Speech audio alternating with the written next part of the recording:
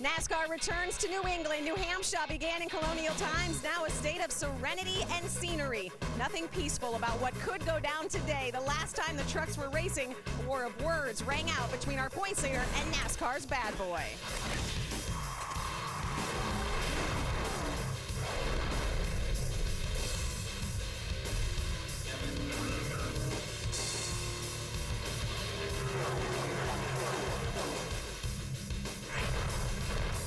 Todd Esther chases up the hill. Kyle's not going to give that spot. Oh, the sideways goes Todd Bodine. Can he save it right in front of Austin Dillon? First person I got to thank is Kyle Busch for driving dirty, sucking me down and getting me spun out to give us the gas. I mean, that's why we won the race. We said Kyle Busch was not going to give him that spot when he drove around the outside of him. It just pulled it back and around. I don't feel like I'm a dirty racer. I feel like I'm a hard racer, an aggressive one, but I wouldn't call it dirty. You know, dirty's when you run in the back of somebody down the straightaway and put them in the fence. Oh, could that be a nor'easter blowing in? Busch doesn't always drive the truck he owns. He will be behind the wheel today. Bodine has a huge lead in the points. If revenge is sought, a big chunk of that lead could be gouged right out. A beautiful day for racing. The setup presented by Polaris has plenty of drama today. Hello everyone, I'm Krista Voda. The Modifieds just wrapping up. Ryan Newman won that race. Now it's time for NASCAR's Rough Riders to saddle up. And Todd Bodine has a lot more than those words on his mind. His crew chief, Mike Hillman Jr., was actually injured at this track yesterday. You will hear more in the details on that in just a minute. But first, let's get you caught up with a look back at what else went down in Kentucky. Kentucky is home to horses, bluegrass, and race 18 of the Camping World Truck Series. With Kyle Busch starting back in the pack, would this give Todd Bodine the opportunity he needed to dominate at Kentucky? Green flag is held high. We are underway at Kentucky, and on the break, it is Austin Dillon. You got a truck that fast, and you have to start in the back, and you're just weaving through people. That feels good. Jeffrey Earnhardt, a solo spin. It hits the outside retaining wall. We spun out, boys. Looks like we made a little contact here. I got a little loose in, and I just like centered off. Todd Bodine, your new leader, pulling away by 2 truck lengths. That was an impressive hunt by Todd Bodine. Todd Bodine and Hornaday are both better than Kyle Busch right now. Problems for James Buescher. Caution's out. Thought he had a right front down, and as he coasted up the hill, he said, yep, we're in trouble. With a rivalry building, the 30 and 18 battle door-to-door for the lead. Bodine up front, grabbing the lead down to the bottom of the racetrack. Oh, the sideways goes Todd Bodine. Can he save it? Lock her down, lock her down. Hold her right there. Everybody on the binders to avoid contact. They knew he would have to come down and get fresh rubber. It's going to be a long stop for Bodine, but he should be able with no problems to stay on the lead lap. All right, we're still good here, babe. We're still good. Make sure you get it good, Junior. A spin may be just what Bodine needed to win. The difference in pit sequences would be the key to victory lane. Kyle Busch making his way onto pit road. He slows down. You're all right on fuel, man. You just go get them. We're going for it. We're a lap and a half short. There's not going to be that many trucks on the lead lap when this all shakes out. 33 not up to speed. He's slower on the racetrack. Ron right now is being shown 2 laps down. Remember, this is a fuel mileage run still on the part of Todd Bodine. Check your flag, boss, right here. Check your flag. He has won on the mile-and-a-half racetracks at Texas, Kansas, Las Vegas, Homestead, Atlanta, and now add Kentucky to that list. First person I got to thank is Kyle Busch for driving dirty, sucking me down and getting me spun out to give us the gas. I mean, that's why we won the race. Kyle's defense, I don't think Kyle was driving dirty. Poor choice of words. Well, Mr. Mile and a Half did it again at that race. The spin resulted in a win, and in victory lane you said you thought Kyle drove you dirty. Looking back on it now, Todd, would you have used a different word if you had a chance? Probably. I mean, I don't know what other word to use or how to put it. You know, anybody that's driven race cars on mile and a halves or trucks on mile and a halves, especially the trucks, they're even more sensitive than the cars. If you know what you're talking about and you saw what he did, and you know he sucked me around. I mean that's the bottom line, and that's the truth. And I said the truth. Whether you want to call it dirty or not, that's somebody else. That's your own opinion. But I choose not to drive that way.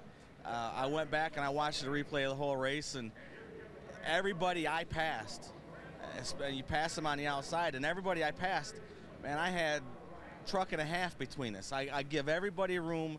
You know, if it comes down to the last 5 laps or 10 laps and you're racing to win the race, well, then you're going to do those things, but not with 80-some laps to go. But that's behind us. That's the past. We got a great Toyota Tundra today. We were a little too free qualifying, and I think we'll be all right. You know, Kyle's on the pole again. He's hot. You know, he's fast every week, but I think we got a Tundra to run with him. All right, so one more question for you. Mike Hillman Jr. was injured yesterday afternoon. To take a look at the video here. This was in a K&N Pro Series East Division. You see the spotlight right there. Mike's coming out to hang tires, and he gets hit by Zach Germain, a teammate. And when he goes down on the ground, it's apparent that he has multiple injuries. Can you give us an update real quick on how Junior's doing and how will it affect today's race? Junior's good. Luckily, the only thing that was wrong was a severely broken ankle. Actually broke one bone in his leg, couple in his ankle and his foot. So he's good. His head's there, his body's good. I mean, broken bones we can heal up, so that's important. And he is here. He's not gonna miss this race, Ray. There's no way. He's our leader. He's the backbone of this team and the reason we run up front. And he's, you know, for me, he's the guy that I lean on during the race.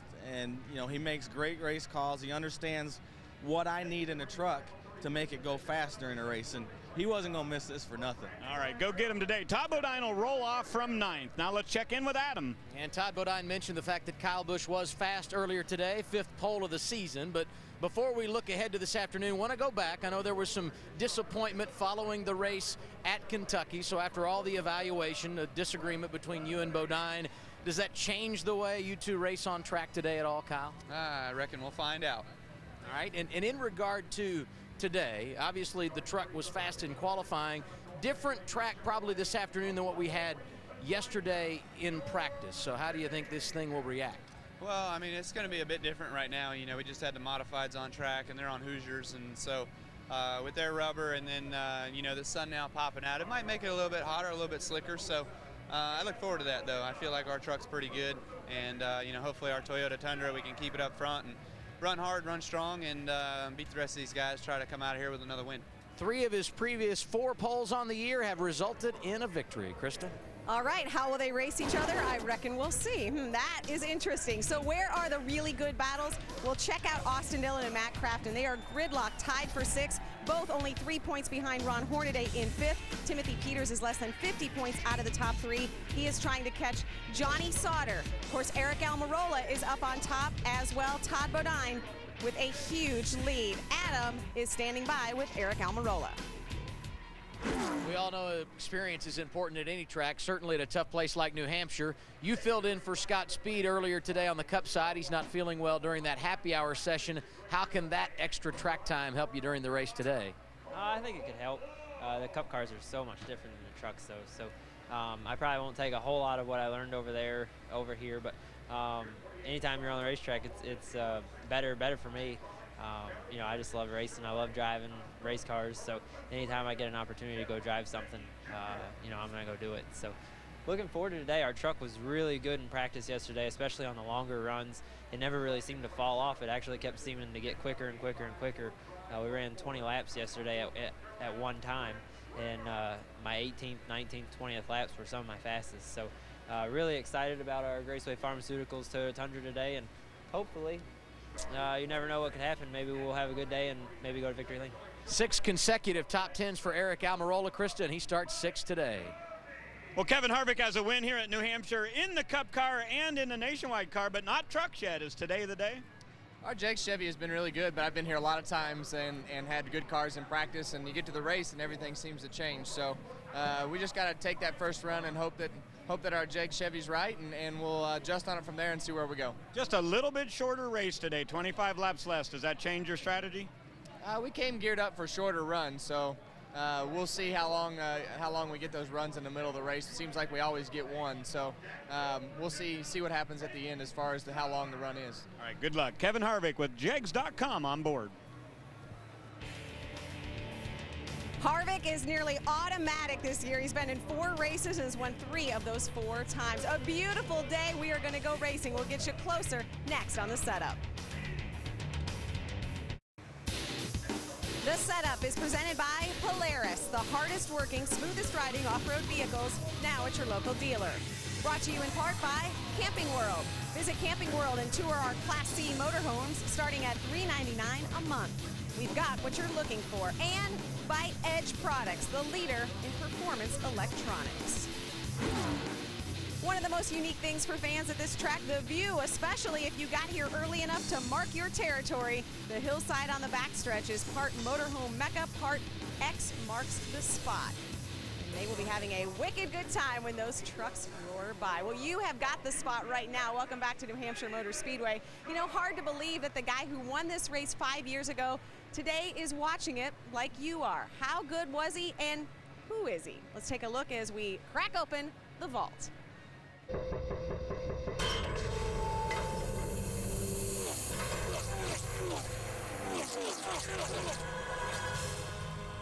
On September 17, 2005, the Truck Series took to the track at the New Hampshire Motor Speedway. Fans are on their feet and the Sylvania 200 is underway.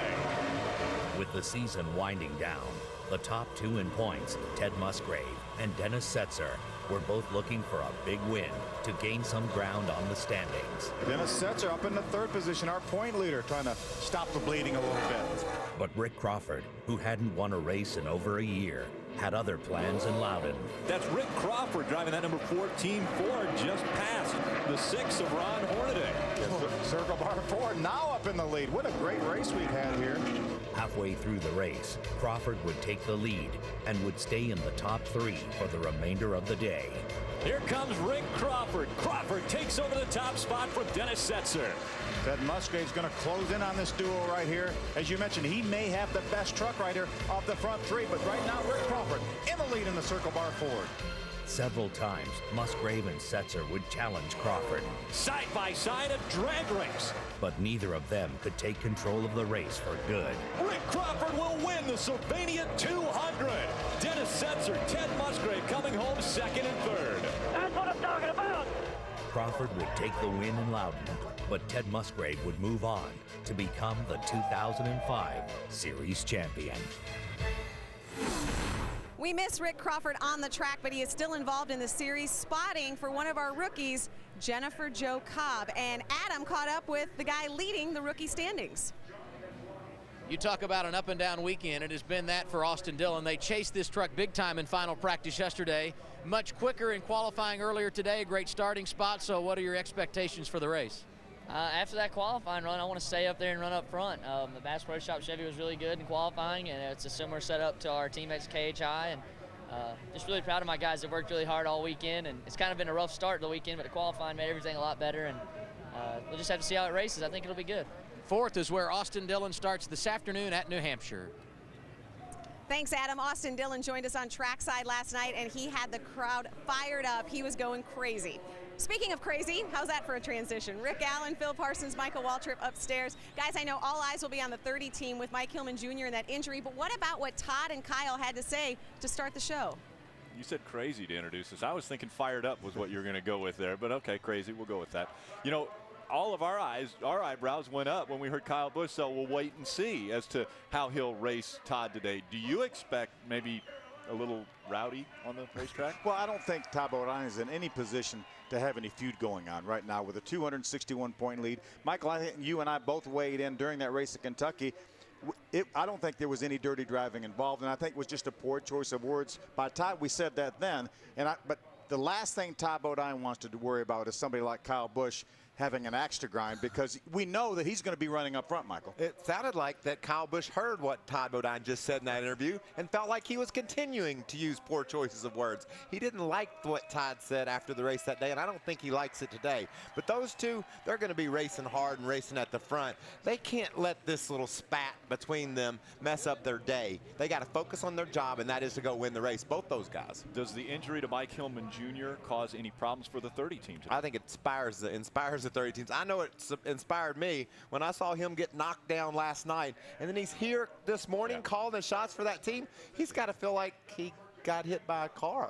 You know, it was funny because this guy said he should have went home. He should have went home and had surgery because it'll be that much quicker. You're not going to keep that guy away from this racetrack. Pretty impressive. Mike Hillman Jr. on the pit box today after being hit by a car yesterday. Unbelievable. Broken bones in his foot and ankle, and he will undergo foot surgery probably as soon as he gets home back to North Carolina. We've got a great race today. There you see the crew chief, Mike Hillman Jr. His driver, Todd Bodine, starts 9th.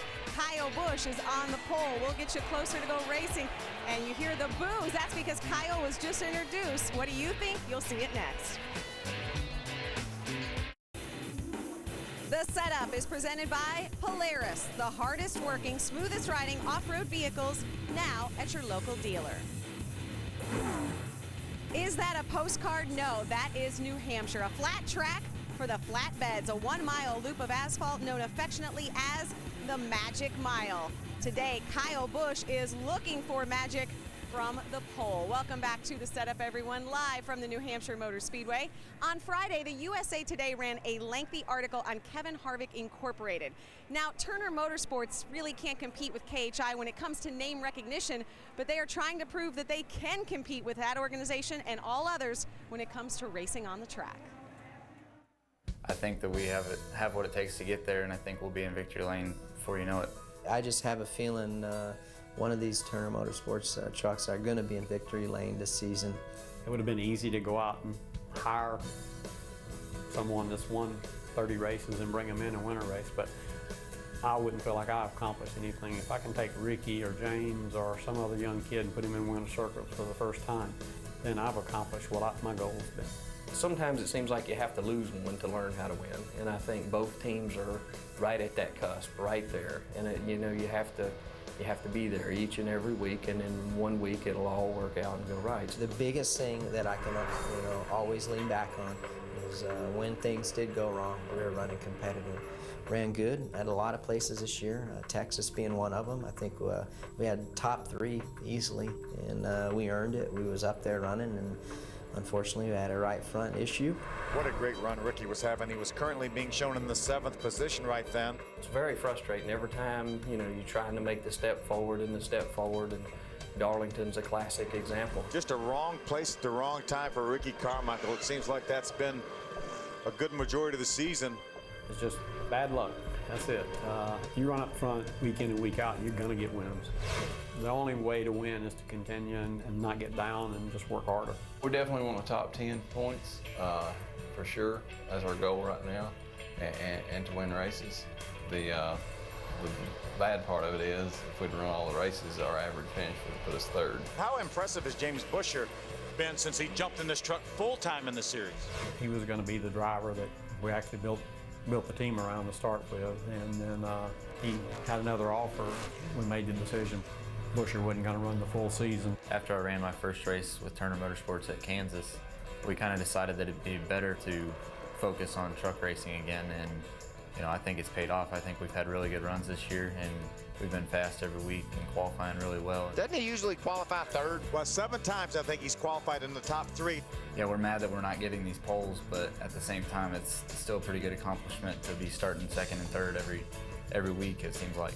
We're definitely going to get us a pole and a win this year. But we're focused on the championship next year for Turner Motorsports. Turner Motorsports is definitely here to win. That's why I'm here. That's why I'm in NASCAR. I'm here to win. I'm finally getting to some tracks now where I feel like, okay, if I can get that first win, it's going to be at this place. Before the year is out, but 31 will be in winter circle, and I think Ricky will if he can get the right brakes. It's the difficult times that make a team. The teams that work through the difficult times and figure it out and continue to progress, then when the luck does turn around, that's when they really shine.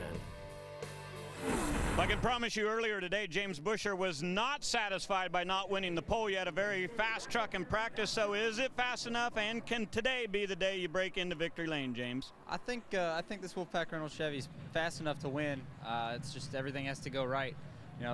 The 2 truck's going to be fast, the 33 is going to be real fast, and Kyle's obviously really fast. He got the pole, so, their top 5 is pretty stout. So, we'll just see what happens at the end of the day if we can get it adjusted right. And I think it should be pretty good right off the bat, but if we have to adjust on it, hopefully we get it right and are in position to win it at the end of the day. And, if we're in position, we'll take advantage of that and go to victory lane. Okay, we wish you good luck. That is James Busher in truck number 31, Krista. And his teammate, Ricky Carmichael, will start 13th. One of those guys, as you heard, is due for a win. Lobsters and Steamers, a Truck Series tradition. Get the butter sauce ready. We're digging into the good stuff next.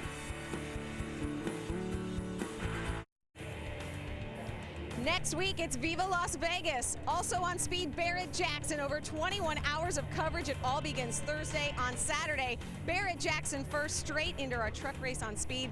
Now that's a lot of horsepower. Of course, back here in New Hampshire, the crowd behind me means the drivers have arrived at their trucks. Kevin Harvick, Kyle Busch on the front row. They start the chase tomorrow, but our chase starts right now. The race day, raffleseries.com, 175 on speed.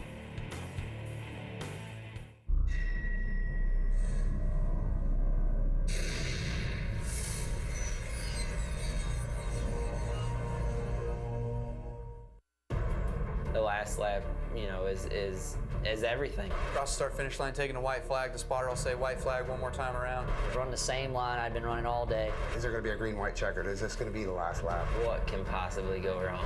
Praying for no caution. Anything can happen. You're kind of paying attention to your mirror. You're seeing what's going on.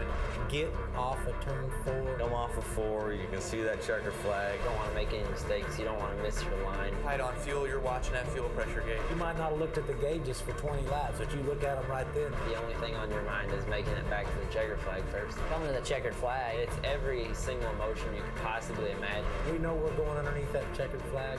It's priceless. The burden that comes off your shoulders. Guys are coming up beside you, congratulating you. And all you want is that checkered flag. We're going to victory lane and we're going to party tonight. Last lap, flawless. A sense of accomplishment. We need to finish. Is when preparation meets opportunity. It's the money lap. Well, it's just that. It's the last lap. Today marks the 15th race at the Magic Mile for the trucks, and if a truck regular wants to get to victory lane today, they'll have to work their magic to get by Kyle and Kevin. Welcome to the NASCAR Camping World Truck Series, the race day, raffleseries.com, 175 on speed. This season and last, whenever Kyle Busch and Kevin Harvick were in the same truck race, one or the other went to victory lane. Very impressive statistics between those two drivers, but there are 34 other drivers very hungry to get to victory lane in this series, and we've already heard words of war between Kyle Busch and the 30 of Todd Bodine. Will we see payback today on the racetrack? You'll have to stick with us all day. Now let's go trackside for our invocation. Our Heavenly Father, we first begin by giving praise to you for who you are. We give you thanks, Lord, that we, at the beginning of this race, that NASCAR so values prayer, that they start every race with a time to talk to you. Lord, I ask your blessing upon all who are here today, those in the stands, those who will be racing, those who will be assisting the races, those, Lord, at home who will be listening to us. Father, I ask now your blessing on us, upon this day, and upon all that happens, for we ask these things in Christ's name. Amen. Here to perform the Canadian National Anthem, please welcome Shauna Stack of Keene, New Hampshire, followed by Krista Angelucci of Billerica, Massachusetts, with our national anthem. Oh, Canada, our home and native land, true patriot love in all thy son's command. Quand ton bras s'est porté l'épée, il s'est porté la croix. Ton histoire est une épopée des plus brillants exploits. God keep our land glorious and free. Oh, Canada, we stand on guard for thee. Oh, Canada, we stand on guard for thee.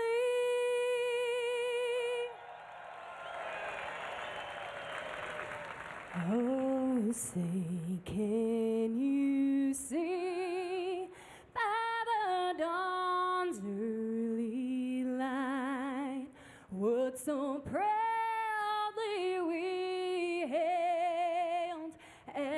the twilight's last gleaming, whose bronze stripes and bright stars through the perilous fight, o'er the ramparts we watched were so gallantly streaming, and the rockets regular, their bombs bursting in air, gave proof through the night that our flag was still there.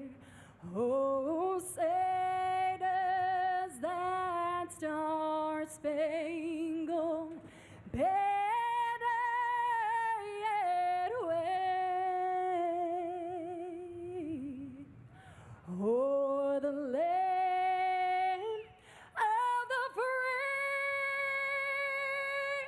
and the home of the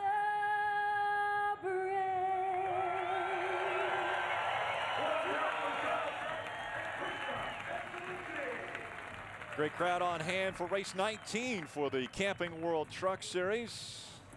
Crowd all the way from turn 4, continuing all the way through turn number 1. Excitement at the Magic Mile is what we always expect when we come to the Northeast. Can anyone get by the Cup regulars? That's what we're going to find out in just a moment.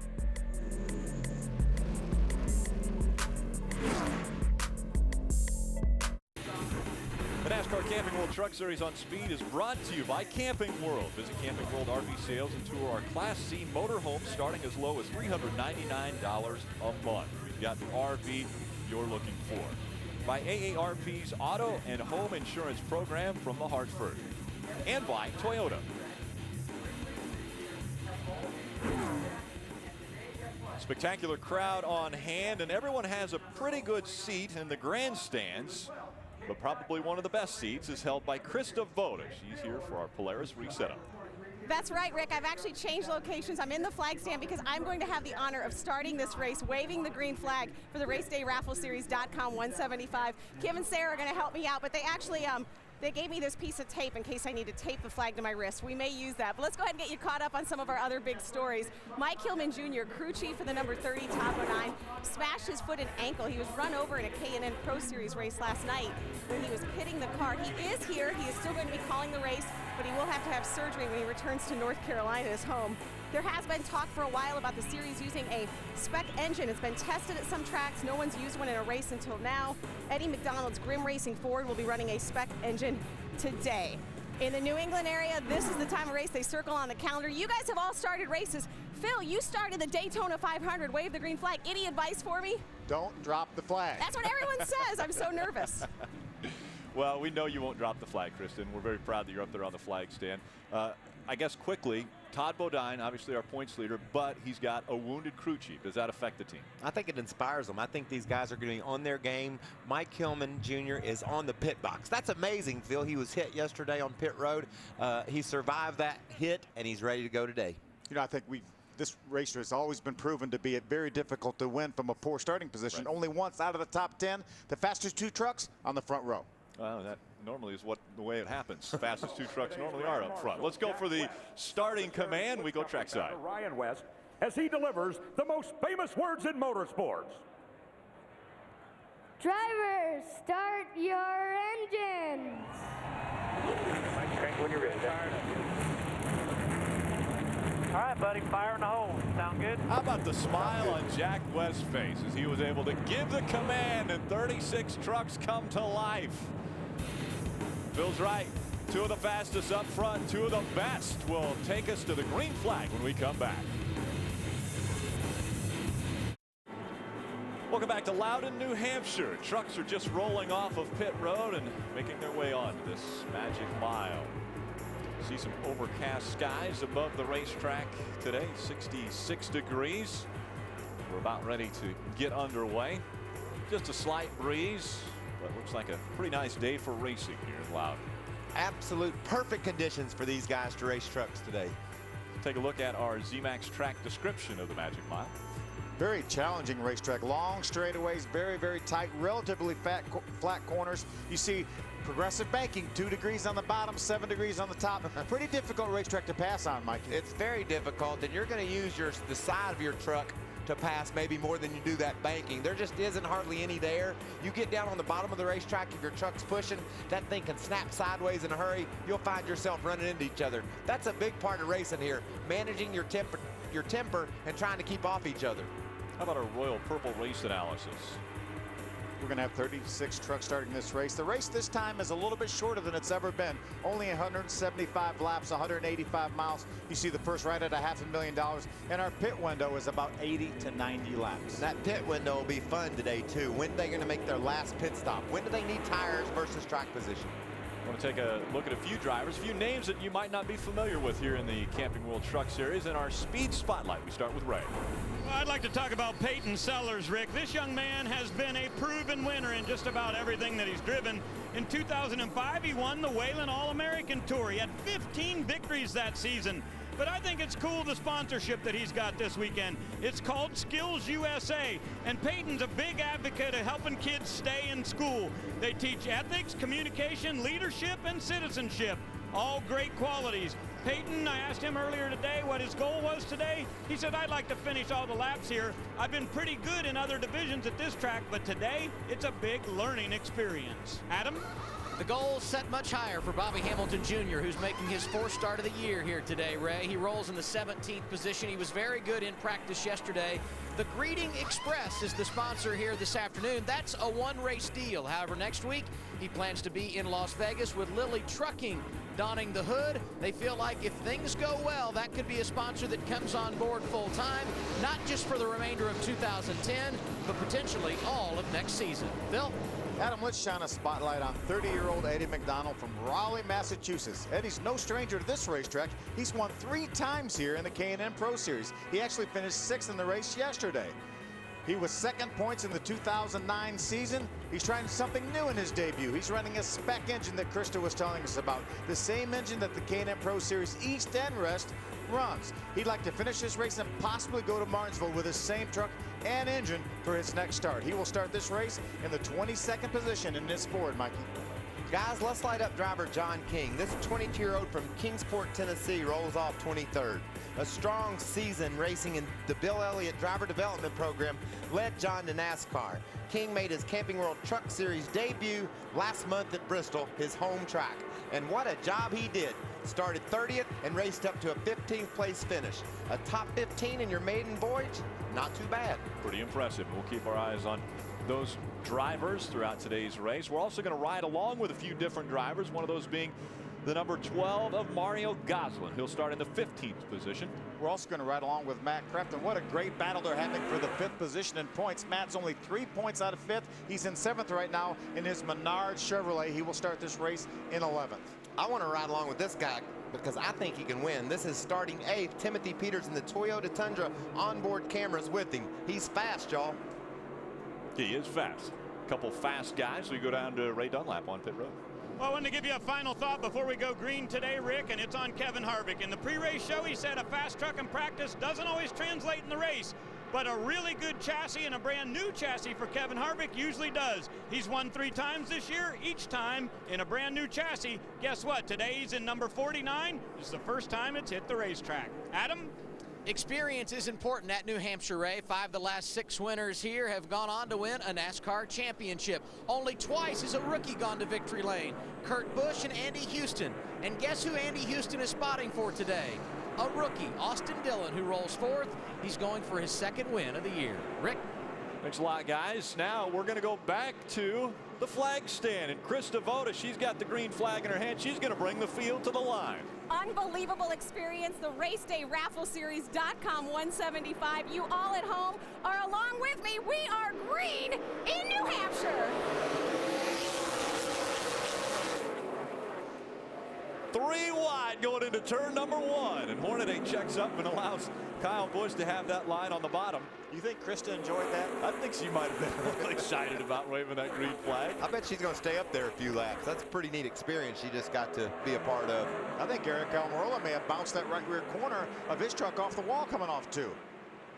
A couple different lines coming out of turn number 4 for lap number 1. And now Kevin Harvick looks to the inside. He wants to lead the first lap. Almost a dead heat. Harvick gets the nod as they cross the stripe, leading that first lap. You know, I mentioned that the fastest 2 trucks started up front. You said they usually do. I meant in practice the fastest 2 trucks actually. Oh, Kyle Busch sideways. You're right. They were the fastest in practice. How about these guys? They want to settle it on lap 2. Kyle Busch, Kevin Harvick racing hard. We've got James Busher back there in 3rd. Oh, we got trouble. Carmichael into the wall. If anybody needed good luck, it was Ricky Carmichael, and it doesn't look like it's happening for him again today. A lot of damage to the left side of that truck. You see the left front tire looks to be askew on that monster Chevrolet. Yeah, that's guys, get ready here. You see the hammers and everything we need on the left, okay?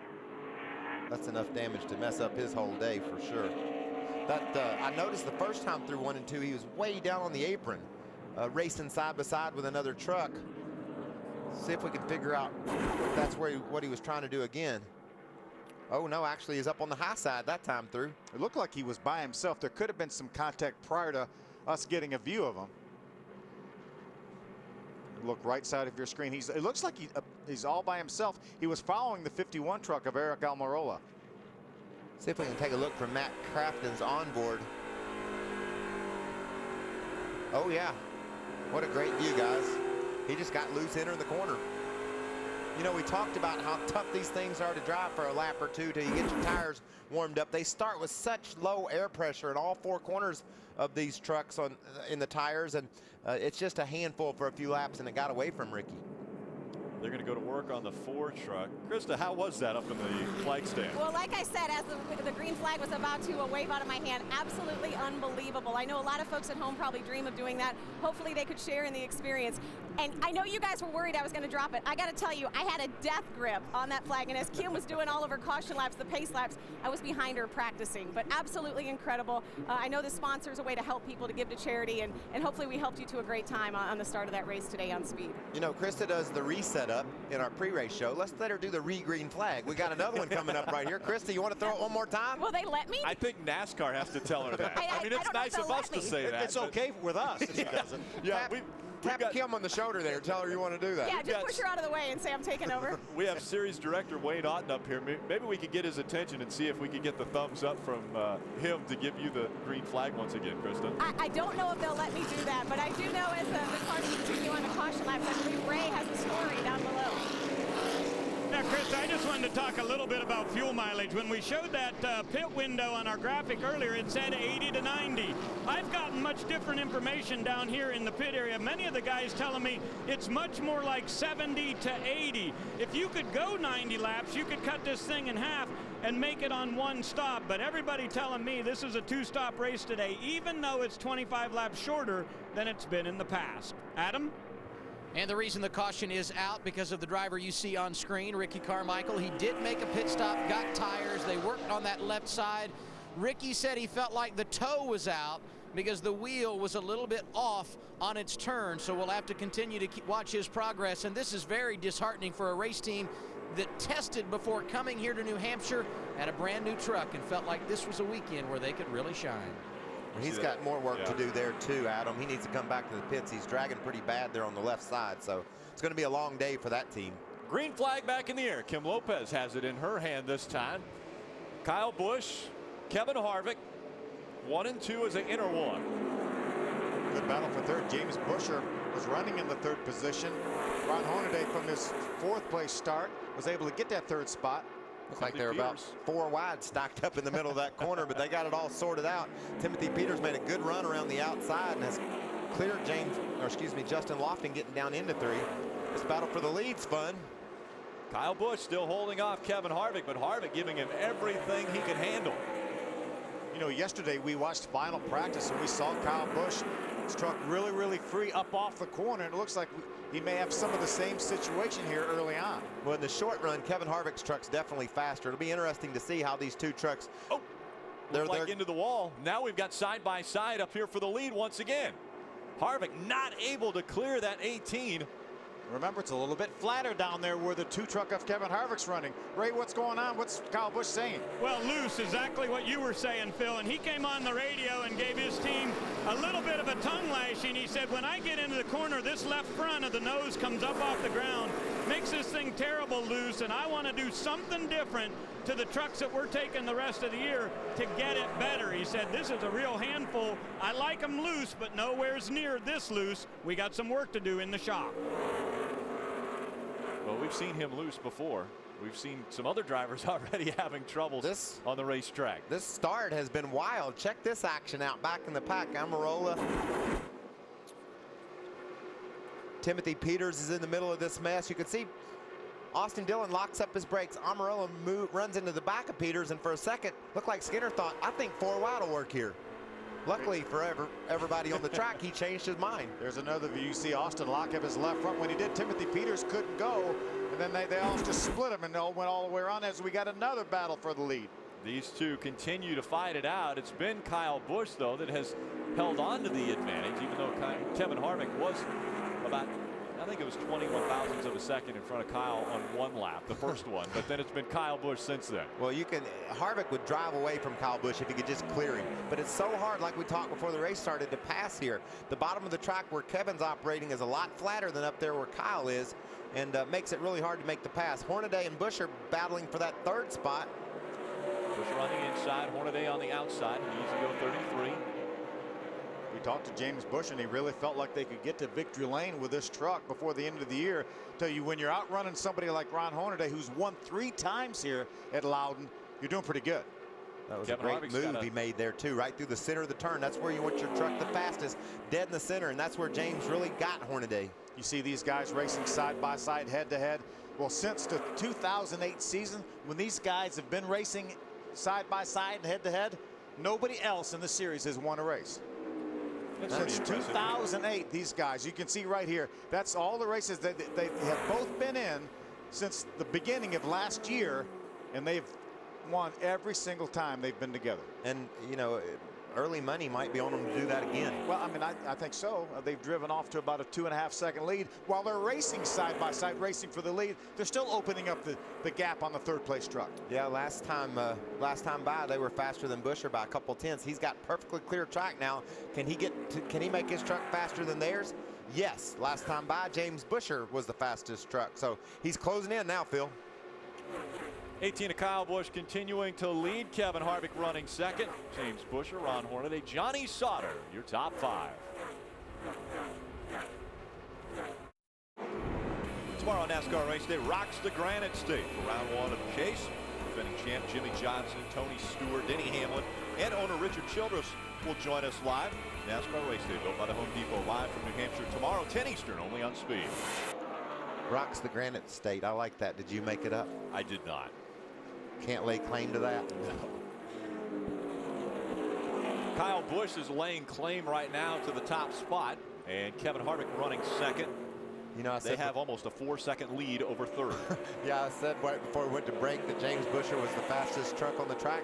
Well, then Kevin and Kyle just put like a half-second lap on them for the next 3 or 4 laps. They got single file for 3 or 4 laps. Somebody must have told them they needed to work this out and get them a gap, and that's what they've done. Harvick wants that lead bad, though. But Kyle's truck's just getting faster and faster. They were running 30 seconds flat. They moved it down into the upper 29s. Last time by, all the way to the mid 29s. So these guys are really starting to go. Already seeing the blue with yellow stripe through it flag, meaning you got to move over because here comes the leaders. Kevin can get to the bottom and get side by side with Kyle, but he's having a difficult time completing the pass. Wonder how this is going to work. Pick there out of the 0-1 of Carl Long. I think Kevin maybe was expecting Carl to move on down, seeing those trucks come approaching him side by side. He didn't do it, so Kevin had to pull back behind, and look how much ground he lost to Kyle Busch when when he had to do that. Yeah, 4 truck links now between 1 and 2. Let's see if Kevin will reel him back in. It seems like Kevin's been running faster than Kyle, but just hasn't been able to make the pass. Adam. And the driver just behind them in the 3rd position, James Busher, looking to get Turner Motorsports their first victory here this weekend, and taking nothing away from Harvick and Busch, but they have told Turner on the radio, we've got a really good truck. It's a long race. Take care of it.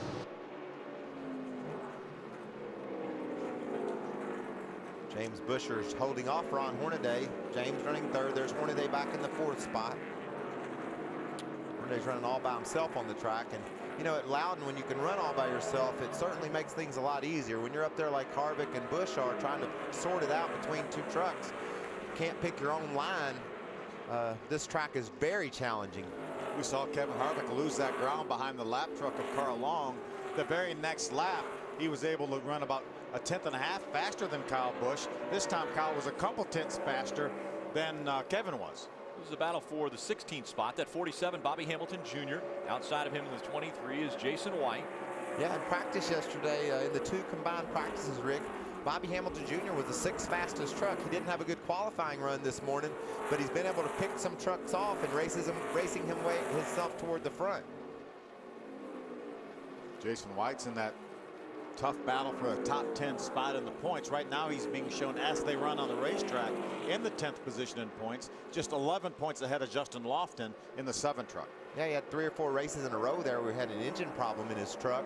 Well, that was a Dodge. Then he switched to a Ford, and now he's in a Chevy. You think he'll have a Toyota before long? That's all he has left. Ray Dunlap, I know you've been following the 3 of Austin Dillon all weekend. How are they doing in the race? Well, you know, they weren't very good in practice, Rick, but they threw a lot at it for qualifying. Did pretty well there. Started 4th, but he is very, very tight so far today. He is rolling back through a little bit, but he's getting a lot of advice, both from his crew chief, Danny Stockman, and also from his father, Mike Dillon. Danny told him to add a little bit of rear brake to the truck and try a different line. Well, after he tried that different line, his father, Mike Dillon, said, if you roll through the top of the center of the corner, it gives you a lot better runoff. But what Austin told him back was, I'm trying to learn those things and all the different lines that I do, how it affects the truck. So I'm continuing to get better, but they're very, very tight. Adam?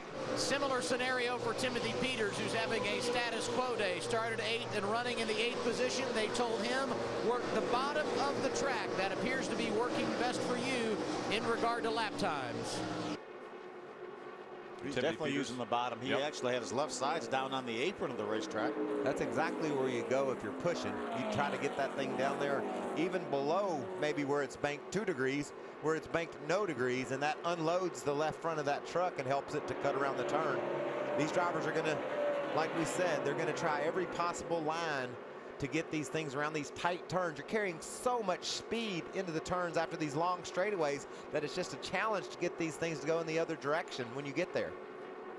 They've got a lot to learn and a little time. This race only 175 laps. We've already completed 27. Kyle Busch and Kevin Harvick have set the pace. Of course, they were shown the green flag by our own Chris Devoto to start this one. A great battle on track. Stay with us.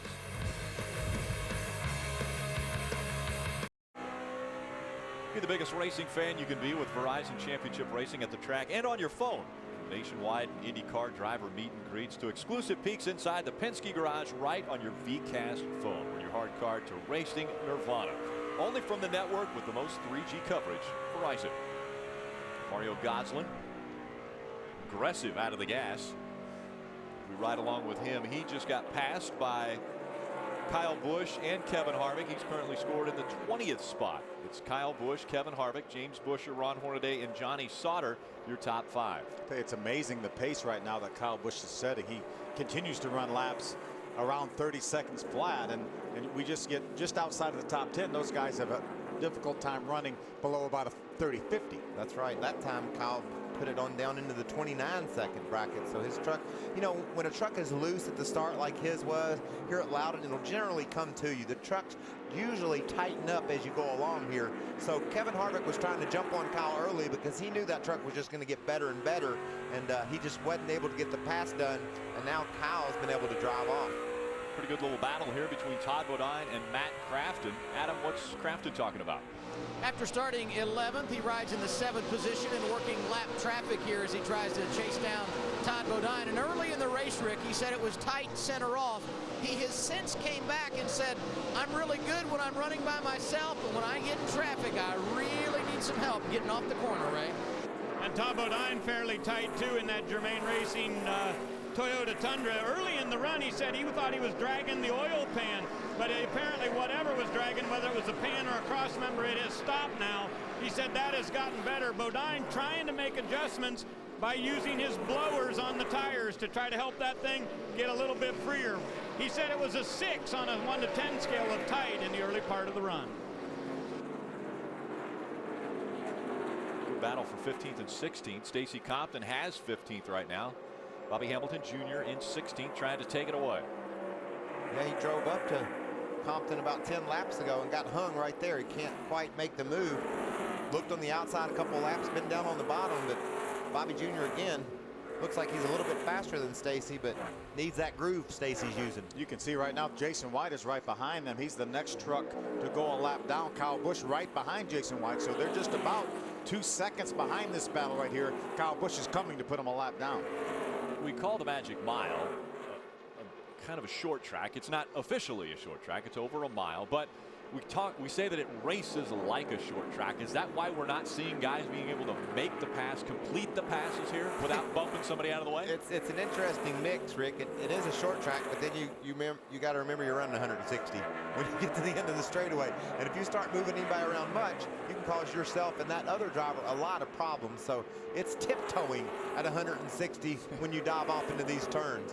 You saw Mario Goslin, his whole body shook when he had to let off the gas to try to get down into the corners. That's how tense this job is here at Loudon.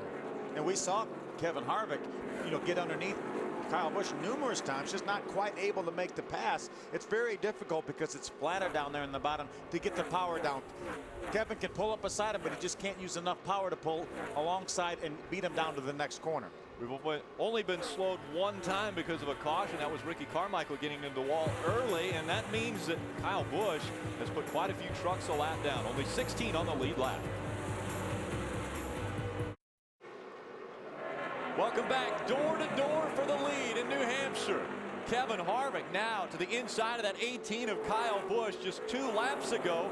For some reason, coming out of turn number 2, Kyle Busch had to check up. Can he clear him as they cross the stripe? Harvick has the lead, but here comes Kyle Busch again. Yeah, Kyle Busch had some sort of a moment just a couple laps ago up off of turn number 2. Got him out of the throttle and allowed Kevin to pull up beside him. Hasn't quite been able to make the pass, complete the pass, I should say. And that is what has happened to this truck. It looks like, Phil, it's gone to pushing. He started loose, and I've watched lap after lap. He just keeps getting higher and higher up in the groove in the turns. Kevin's been able to hold it down low. And Kyle can't hold his truck down. I think that thing's gotten tight. Maybe he was pushing off turn 2 and almost got into the fence. That's what it looked like. Looked like he had to jump out of the throttle when he did that. Gave Kevin the opening to pull up beside him. Now Kevin's going to get hung in behind the 81 truck of David Starr, it looks like. Kyle Busch using that 81 or trying to. Whoa, Starr sideways coming out of the turn as they go down the backstretch into turn number 3 now. Remember, David Starr does not want to go a lap down, so he wanted to keep Kyle behind him as long as he could in the event a caution flag were to come out. Now nose to tail as they cross the stripe. Kyle Busch, Kevin Harvick. Harvick looking to the inside again. You can see Bobby Jr.'s driven onto the back bumper of David Starr. He's wanting to be that Aaron's lucky dog. That's what Starr is at the moment. 13 trucks on the lead lap, side by side again for the lead. Harvick trying to make the move. So you can see how much flatter it is down there where Kevin Harvick is running. He just about has him cleared. He just needs a little bit, man, and I got the lead, and I'm going to drive away with it. But Kyle Busch isn't rolling over. This is great racing here at Loudon.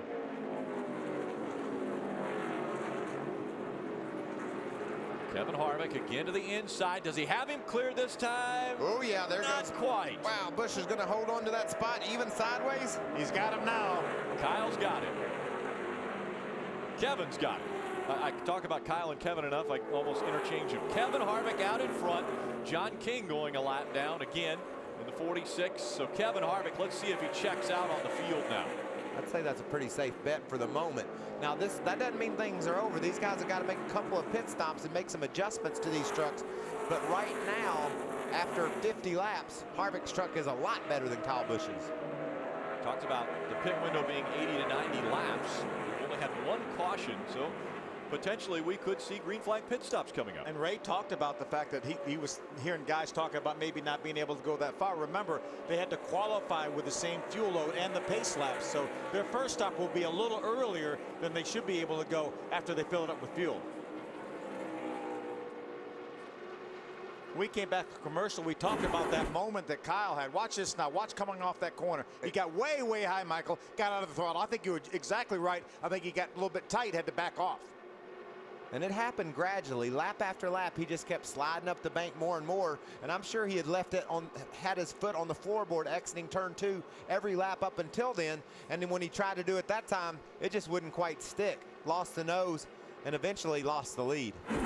It's funny because when he lost the lead, he actually got a little bit loose, and guess who's back in the lead? Kyle Busch back out front now as he's been able to get by the 2 of Kevin Harvick. It looks like Kevin has to run the bottom of the racetrack, and he's getting held up by some of the slower traffic. This is fun. These guys have happened upon some pretty doggone good trucks. Mike Skinner riding along in the 13th spot, trying to keep from going a lap down, and he's not giving up easily. Skinner now goes a lap down. Kyle Busch gets by him. That puts Skinner in between Kyle Busch and Kevin Harvick running 1 and 2. We speculated that Kevin Harvick may be able to drive away once he got the lead. Now he's probably got as big a disadvantage as he's had the entire race. How did this happen? Something had to go down. Yeah, let's take another look. Again, Harvick way down the racetrack, and he has to check up, it looks like, because of Skinner there. Got pinched in, or hung in behind Skinner. Kyle likes that high side. We know that. There's a lap truck down low, so Harvick just had to bail out. There wasn't anywhere for him to go. Why is Kevin Harvick glued to the bottom of the racetrack and not moving up to where some of the traffic isn't there? Well, he ran Kyle Busch down and took the lead on that groove, and he had a good run on Skinner on the bottom, so I'm sure he just thought he would drive by him. He got hung there. Then there was a lap truck. Just a series of events cost Kevin the lead. But the interesting thing, Phil, is now that Kyle's back out in front, he's been able to get toward the bottom more, and it looks like his truck is handling fine again. He may have been watching what Kevin was doing, actually got a better view with Kevin out front. So Kyle Busch back out in front. Eric Phillips is happy about that. Kevin Harvick, James Buescher running 2 and 3. Great side-by-side racing for the lead. And right now, 11 on the lead lap.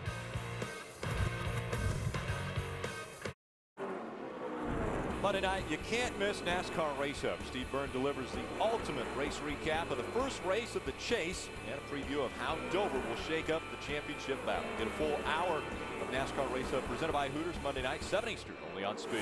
I love the hub. Hubbing it. Got a lot of great stories that they're going to be pursuing throughout the chase. Oh, man, the ones that are going to come out of here are going to be amazing. Clint Boyer barely made the chase. Looks like he's got one of the best cars for tomorrow, so tomorrow's going to be a great race here in New Hampshire. Second caution comes out. This time it's debris in turn number 3. A very timely caution for the entire field here. Timely for Justin Lofton. He's running 11th, and he was the next truck that was going to go a lap down. Donnie Leah grabs the Aaron's Lucky Dog in that 90 truck. He was solid in the 12th spot. He'll get a pass back onto the lead lap when this caution all starts to wind down. But these guys need some gas, Rick. It was about time. I'm sure a few were worried potentially of having to do green flag pit stops, especially as we've got so few on the lead lap. We see Aaron's Lucky Dog going to Donnie Leah in the number 90. Pit road is open. And it is open for business. Adam Alexander. James Buescher running in the 3rd position. Liked his truck in the early part of the run. Then it started to get tighter and tighter. Michael Shelton, the crew chief, called for air pressure on the left side to help loosen him up. They went back and forth. Sticker or scuffed tires. They ultimately decided on stickers, Ray. If you look at the uniforms on Kevin Harvick's guys, you'll notice it's his nationwide crew. We'll see if that makes a difference. At the top of the screen, it's Kyle Busch and his regular crew from the Truck Series. Kyle wants to keep a little rear grip in it. Kevin Harvick said up a half a round on the track bar. He's having a little weird problem with his brakes. Kyle Busch is easily going to be the first one off pit road. Harvick will go second, and appears Ron Hornaday will be 3rd off of the pit road.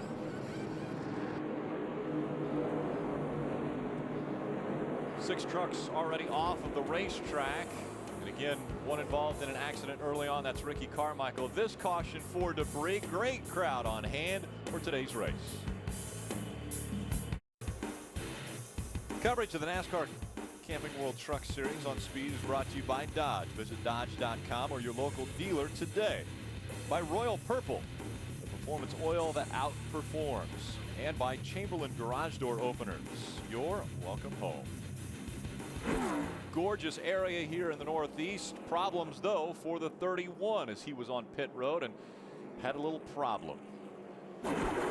Made the pit stop, and when he got ready to go, the gas man wasn't done filling him up yet. Drops the jack. That's the driver's sign to go. Tires hit the ground, and there he goes. And try as he might, the gas man just couldn't get it disengaged. James Busher was running 3rd, by the way. Now this was some congestion. John King was pulling out of his pit. Peyton Sellers was trying to get into his. And Stacy Compton was saying, I wish you guys would work that out somewhere else. The tire changer, when the tire he took off was knocked away, he never even stopped. He just continued to finish changing that right front tire. Adam Alexander. Rick, you guys pointed out the issues with James Busher on his pit stop. That's not the only confusion they had. They also had a mix-up as far as tires are concerned. Scuffs on the front, stickers on the front rather, scuffs on the back. We'll see what materializes there. Green flag back in the air. We've got Kyle Busch out front. Kevin Harvick running 2nd into turn number 1. Great jump by Kyle Busch. Ron Hornaday and Matt Crafton 3 and 4. You know, between Kyle Busch and Kevin Harvick, they led every single lap of this race. Kyle Busch has made 10 previous starts this year. Kevin Harvick has made 4 previous starts, and between the two of them, they've led 40% of all the laps run this entire season, and some of those races they weren't even in. Can't hardly lead if you're not there, but when they show up, they're on it, aren't they?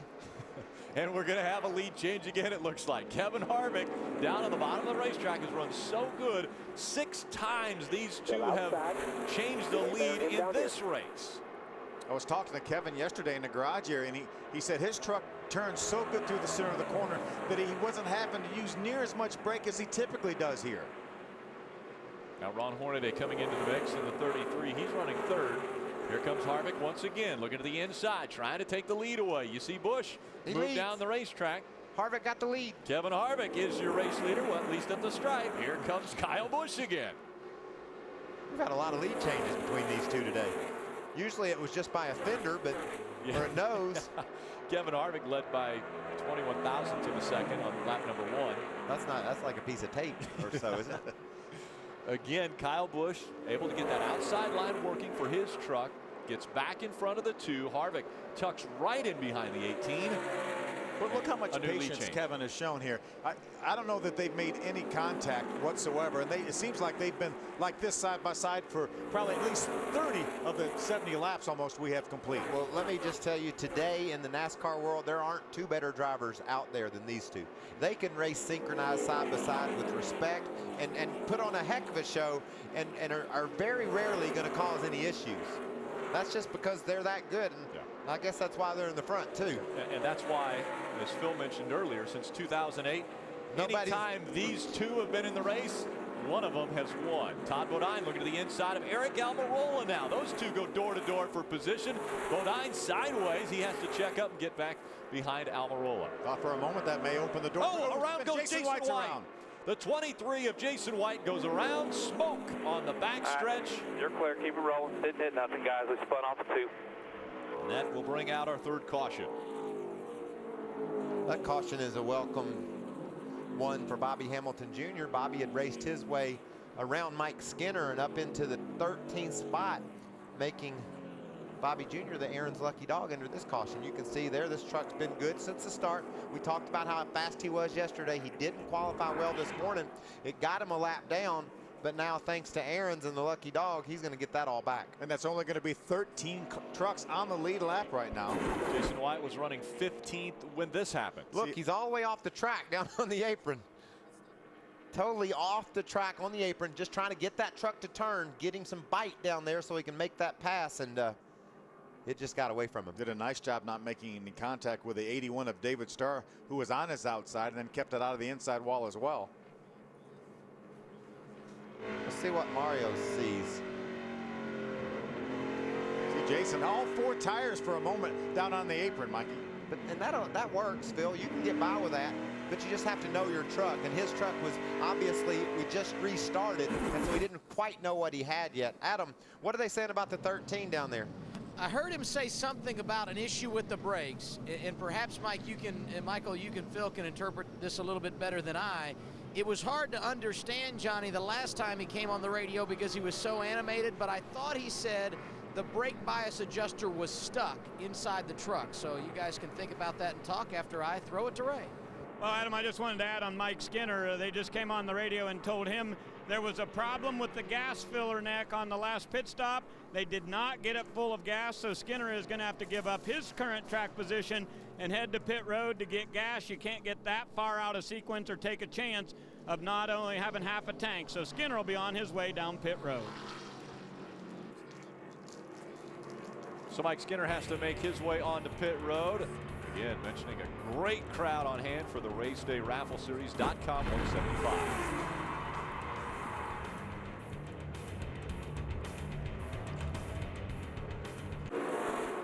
Green flag just going in the air as the field comes back on the backstretch now. Side by side once again for the lead. Kyle Busch on the outside. Kevin Harvick on the inside. How many times have you said that? Too many, but we haven't even hit the halfway point. Guys, this 88 truck, though, he's been creeping up the whole time Harvick and Busch have been dominating. His times aren't quite what those guys could do in the long run, but in the short haul, he's just as fast. So these two can't sort it out. Maybe Matt Crafton can help them figure it out. We saw Kyle and Kevin Harvick drive away at the start when Matt Crafton had some good pit work and got up there close to him. He's been able to stay with him. There's Donnie Leah getting by the 30 of Tom 09. James Busher in the 31 trying to make the move toward the front as well as we see Todd Bodine. Take a look at this now. Look at the 30 of Todd Bodine. He's on their outside right behind the, ooh, there's a little contact between he and Johnny Sauter in the 13 truck. We need to keep an eye on that left front fender, Michael, to see if maybe he might have a tire rub. Meanwhile, what do you say, Rick? I think these two are side by side once again for the lead. And there's Crafton saying, yeah, I like y'all side by side. I can keep up with you now. And if there's a slip, I'm going to be right there. But like I said earlier, these guys know there's a long way to go in this race. Harvick would love the lead, but he's certainly not going to take any chances getting it. Don't you know that Kevin Harvick loves to annoy Kyle Busch right now? He's just annoying Kyle Busch right now. Just every single time he gets a chance, he jumps to the inside. It looks to me like these guys are having fun. I mean, Kyle Busch is racing hard against Kevin Harvick right now. These two have, as we mentioned, gone back and forth for the lead 7 times now. I'm going to agree with Phil. Harvick's having fun. I think Kyle's aggravated. It's like, leave me alone. We can work this out later. But Kevin's not going to leave him alone. He wants that lead. It's fun to watch. Kyle Busch now going by the slower lap traffic. Side by side. That's David Starr on the outside of Todd Bodine. Those two running in the 11th spot, at least for Todd Bodine. David Starr. Oh, he's leaning on him. Goes David Starr. Donnie Lee just turned David Starr around. Mansfield. Now you see those two up front, side by side about every lap, but when you get, the deeper you get in the pack, the more difficult it seems it is for people to run side by side. So David Starr gets straightened back out as we're under our 4th caution from New Hampshire. Todd bounced off David a little bit entering the corner, took David's rhythm away, and then Donnie just had a run on the inside, got loose sideways, and bumped his way into David Starr. Didn't look like David made a whole lot of contact with the outside wall. Here's another look right here. Donnie was committed to the bottom. David didn't leave him a lot of room, but he left him a lane down there, as you mentioned, Michael. When Donnie got a little bit loose, he needed a little bit more room, and unfortunately, David paid the price. I think David's truck isn't bad enough to hurt anything. Watch Todd. He bounces off Starr in the first place. See what a gap David had? Todd roughed him up a little bit on entry, and Donnie Lee, that opened the door for Donnie. And Donnie got sideways and got into him. Jason White's had an adventurous few laps. You see him just barely squeezing to the inside. He and Mike Skinner both getting by. Let's watch this battle down into turn 1. David's just minding his own business up on the outside. Eventually, though, he's going to have to make a left, Phil. And he can't. Todd just kind of roughed him out a little bit. Todd didn't want him to make that left as soon as David felt like he needed to. And then Donnie Leah comes along to the inside. They make some contact. Todd Bodine on pit road, Ray. Yeah, they need to make an adjustment, Phil. They're going to go one down on the right side, one up on the left, when under the hood. And as Todd was saying earlier, or excuse me, that's on the rear adjustments, but Todd was saying he thought he bumped into someone enough to get that left front fender into the tire, so they wanted to take a look at that too and make sure that that wasn't a big problem. So they came to pits here on lap 81. Yeah, we saw him bump into somebody with his left front, and then we saw him bump into somebody with his right. Lettering already wiped off of that left front tire. They left it on, though. We'll be back. More racing from New Hampshire. This Thursday, experience the drama and thrills of Barrett-Jackson live from Sin City. Don't miss the world's greatest collector car events. Barrett-Jackson Las Vegas, presented by Bridgestone. Live coverage begins Thursday, 4 p.m. Eastern, exclusively on Speed. And I'm going to be there. You going to buy a car? Well, I don't know about that, but I think I'm definitely going to go. Obviously, we're going to be out there for the Camping World Truck Series in Las Vegas. Not that there's not always a lot going on in Las Vegas, but we're going to have over 21 hours of coverage of the Barrett-Jackson Auto Auction. We've got on Speed. Yeah, we got a feature coming up about Skinner and Hornaday's car collections. Maybe they'll have a couple in the Barrett-Jackson. They're going over there. As a matter of fact, I know Ron Hornaday, I talked to him yesterday, very, very excited about being able to go. Very good. I believe they'll be chatting with Mike Joy, who handles the Barrett-Jackson Auto Auction. Probably the most knowledgeable man about cars I think I've ever talked with. You can see the damage there that Todd was talking about on the left front of that Toyota. Fender's all bent up. It didn't look like there was a whole lot of performance disadvantage to what he had there, just kind of wrinkled up. I saw the guys look at it, and it looked like he was going to be okay, so they let him go. See how it affects the handling of the race truck. Green flag back in the air. Kyle Busch with another good restart. Let's see if Harvick can hold on to that inside line. Well, don't you know at some point you're going to say side by side? There's a good possibility. Harvick falls back to second, and they slow down once again. Caution has come out. We've got problems in turn number 1. That's Eddie McDonald. Eddie had mentioned before the race what they wanted to do was get through this race without a problem with that truck so that they could continue on and maybe make another start in this series at Martinsville, but that doesn't look good. No, Eddie was my spotlight driver, and this is the spec engine, remember, the first time ever in a Camping World Truck Series race. Eddie was doing a nice job running up in the top 20, but maybe a short afternoon for him. They may have damaged that spec engine. I saw a little water coming out. Maybe just busted the radiator. Stay with us. We'll be back. More from New Hampshire. It's Camping World's Destination Recreation.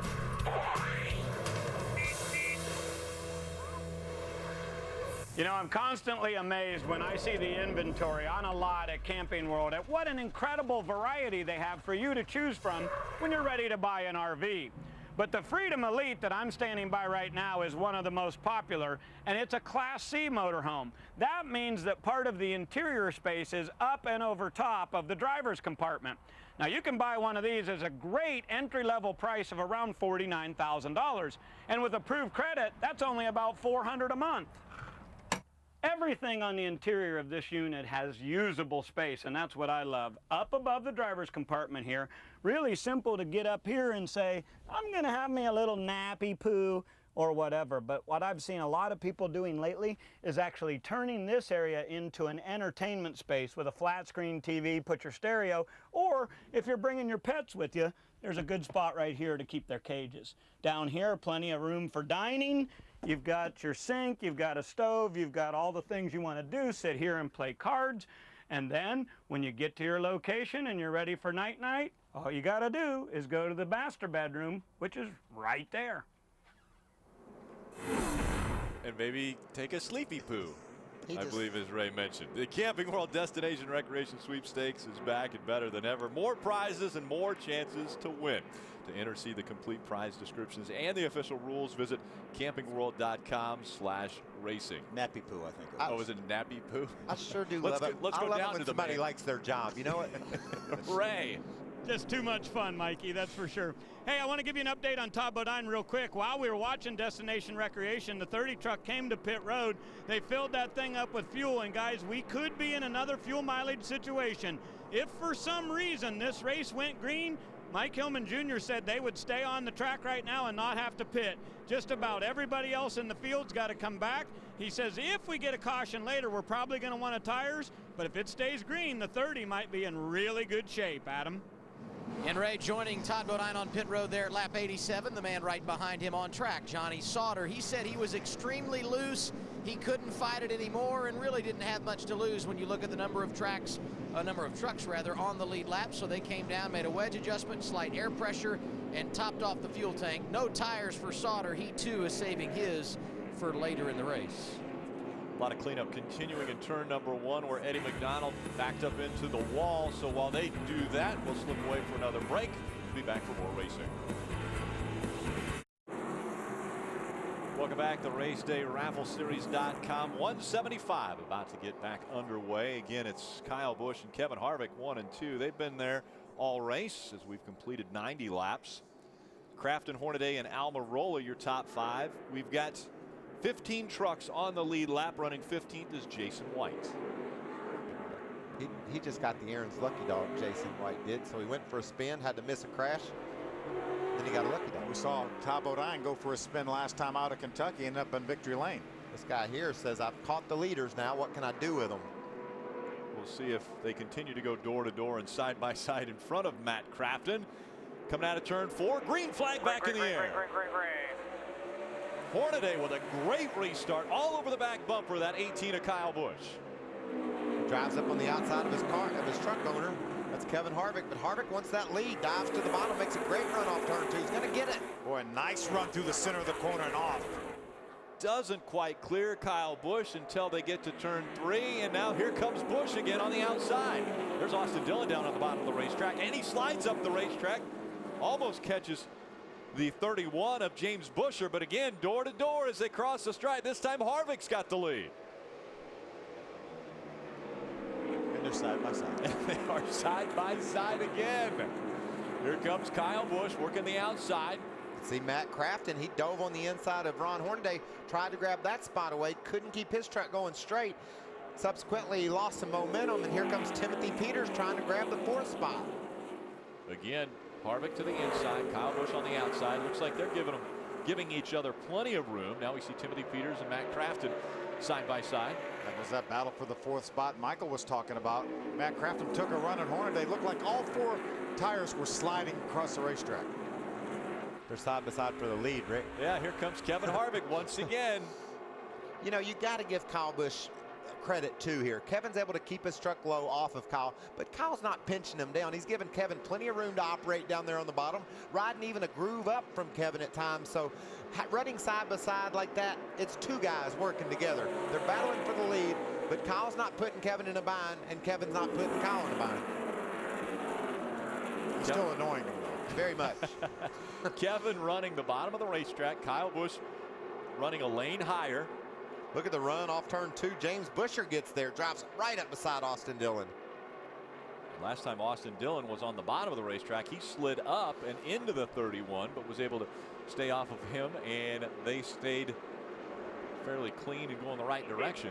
We're hearing a report that the 3 of Austin Dillon may think that he has a left rear tire going down. Let's see here as he drives on the inside on the apron. 3 wide. Looks good to me. He'll skirt way up the racetrack here. Oh, look, he locks up his left front. That's certainly Too loose to go on that deal. No contact. It's really loose. certainly doesn't have anything to do with his left rear issues, and we hear the team saying everything looks fine to us. And from our view too, Phil, that left rear tire looks like it's got plenty of air in it. Seems like his truck is a little bit looser. That's why he may have thought he had a rear tire going down, and they're side by side. Kyle Busch led the last lap, but here comes Kevin Harvick once again. Down the back stretch they go. Toyota Chevrolet battling wheel to wheel around the racetrack. And a couple of Chevrolets watching this battle. Hornaday and Crafton both able to hang right with these guys. I'd like to know the percentage of laps that they crossed the start-finish line, that they were at least partially side by side. Well, that time 38 1/1000ths of a second separated the two, and it was Kyle Busch that was in front of Harvick. That's about a bumper. 38 1/1000. Now Harvick has the advantage as they go down the back stretch. And this is just teasing Hornaday and Crafton because they can almost keep up with them, but just almost keep up with them. These two are running side by side. So Hornaday knows, and so does Crafton, if they ever sort this out and start running bumper to bumper instead of side by side, there's a pretty good chance they're going to drive away from Ron Hornaday and Matt Crafton. 7th and 8th, Justin Loudon on the inside and James Busher on the outside. See Austin Dillon, he's staring that down. 31 of Busher just drove around Dillon. Now he's going to do the same to Loudon. Adam, what's Justin Loudon having for problems? Well, he's a little bit tight here this afternoon, Michael, but it's interesting that he and Austin Dillon are running together on track, the top two contenders for Rookie of the Year honors in 2010, because only 2 times in 14 races here at New Hampshire has a rookie gone to victory lane. And you would think experience at this track would really help both Loudon and Dillon, and each ran here in the nationwide race back in June. But I talked to Justin Loudon this morning, and he said running that race actually confused him because of the difference in the nationwide car and the truck. Thus, they struggled quite a bit yesterday in practice. Qualified 10th earlier today, and he's looking for another top 10 here this afternoon. Loudon currently in the 8th position. Only 2 times a rookie has won this race. It was Andy Houston back in '98 and Kurt Busch in 2000. Now Andy Houston spots for one of the drivers in this field. Yeah, Austin Dillon in that 3 truck, and obviously Kurt's younger brother Kyle is leading this thing, and he's probably maybe not exactly side by side, but he's been side by side. When we check in on them next, I bet they are. Oh, there they are. It looks like Kevin's trying to get there, but not going to quite make it off turn 4. Kyle Busch had put a huge distance between himself and Kevin Harvick, at least a truck length. Battle for the top 10 right there. Mike Skinner has the 10th position. Johnny Sauter, remember Adam reporting that he came down pit road, topped off on that last caution flag. Oh, Johnny Sauter's just hoping that their bow keep pointing in the right direction for another 74 laps, and he and Tom Bodine can sort this thing out. They're the only 2 trucks on the track that we believe have anywhere near enough gas to get to the finish, and they're questionable. And Todd restarted this race in front of Johnny Sauter, so Johnny's been able to get by the 30 of Todd Bodine. Adam, what's going on with Johnny Sauter? Well, Phil, I know you drivers are sometimes a little bit sarcastic on the radio. Maybe Johnny Sauter doesn't fit that category, but he says his truck is still extremely loose. In fact, he said on the radio after the last restart, I'm trying to spin the thing out. Now, despite that, as you pointed out, he has been able to get around Bodine, but Sauter nowhere satisfied with the way his truck is handling right now. Johnny's probably sarcastic on the radio. Most race car drivers are. Almost everyone I've ever heard is. Ray Dunlap. Guys, you know, Adam was talking about the rookies in this race. They've got a great battle going on the track right now, and a very good battle in the Ray Bestis Rookie of the Year Challenge. But I think it's interesting to listen to the rookies on the radio and also to watch them as they learn about all the different aspects of this sport. And earlier today, Austin learned a little something about pit stops. He came into the pits on, lap 62 in 9th position and went out in 11th. Part of the reason was he angled in to a point where the gas man could not get the gas into the truck the right way. They talked to him on the radio, but he has a lot of influences on the radio today. I've heard Richard Childress, I've heard Andy Houston, his dad Mike Dillon, and his crew chief. So lots of people trying to give advice to driver number 3. And you got to sort that information out. I mean, a lot of information coming into a young man's brain, new at this form of racing as far as the Camping World trucks. And obviously, after he's been to victory lane, he probably feels a little more confident about his abilities. Yeah, but after a day like that team had yesterday, Rick, he needs all that information. Things have gone pretty smoothly for Austin Dillon this year, except for an early crash at Daytona when he had a flat tire.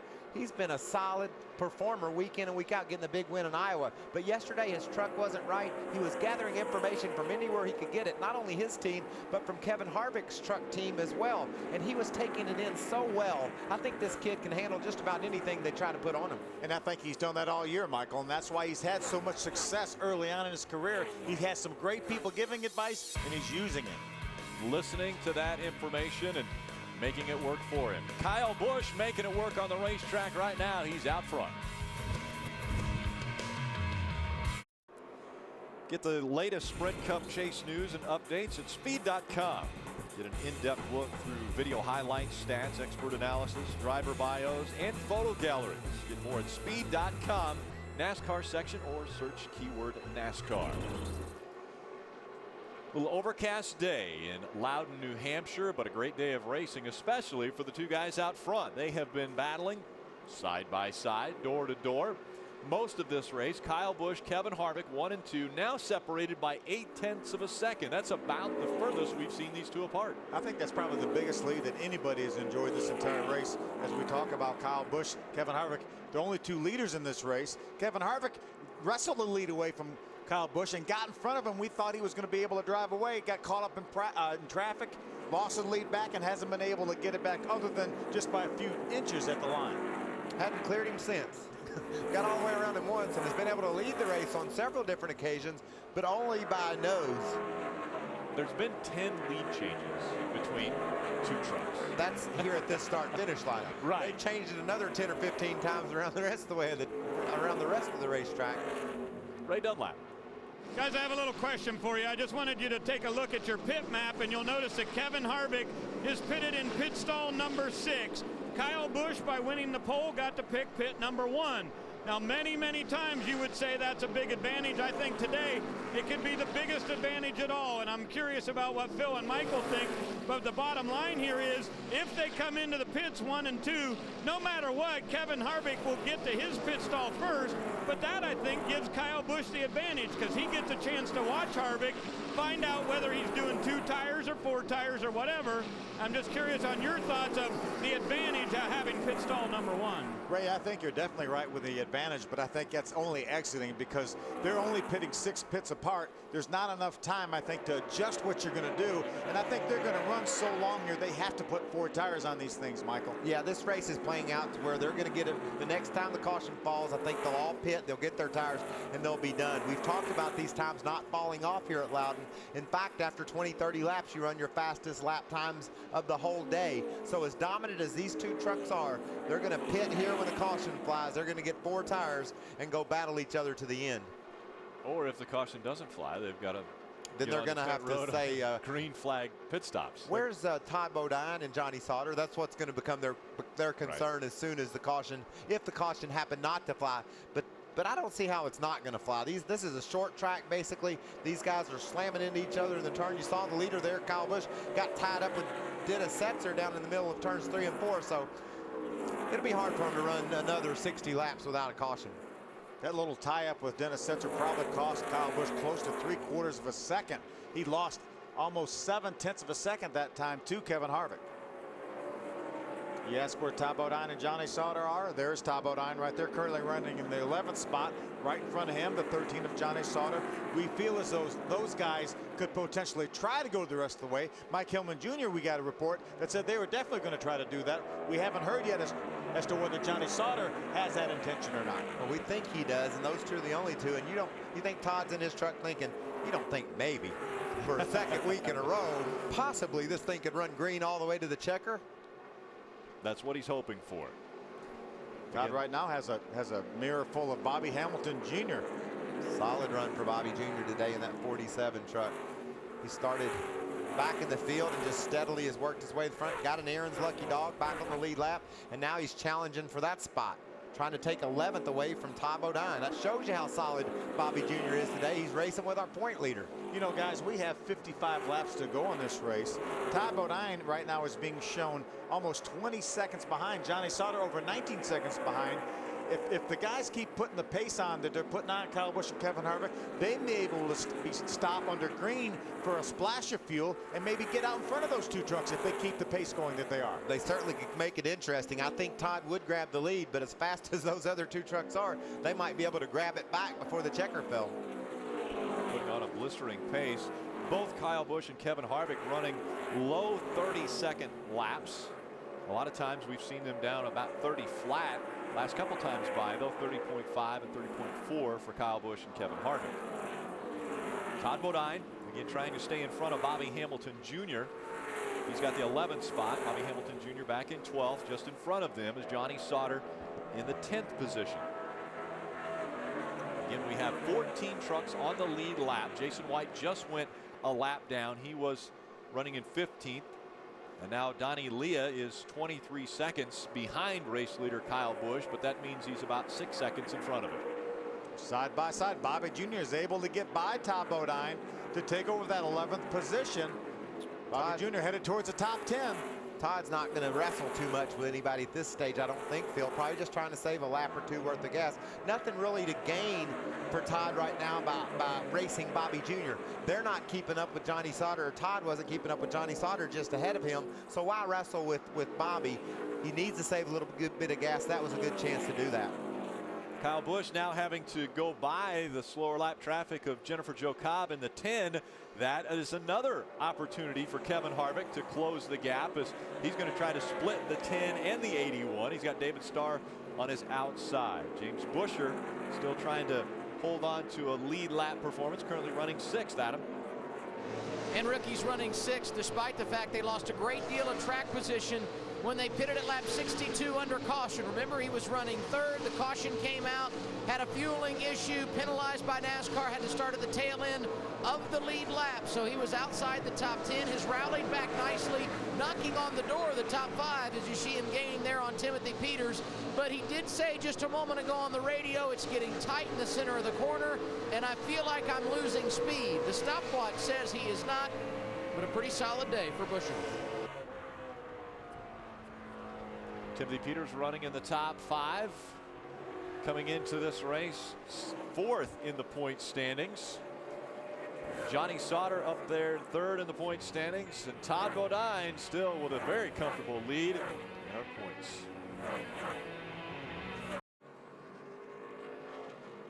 Debris on the racetrack has slowed us down for the 6th time. It coming out on lap 128 of this 175 lap race, and a lot of drama on pit road. Let's take a look.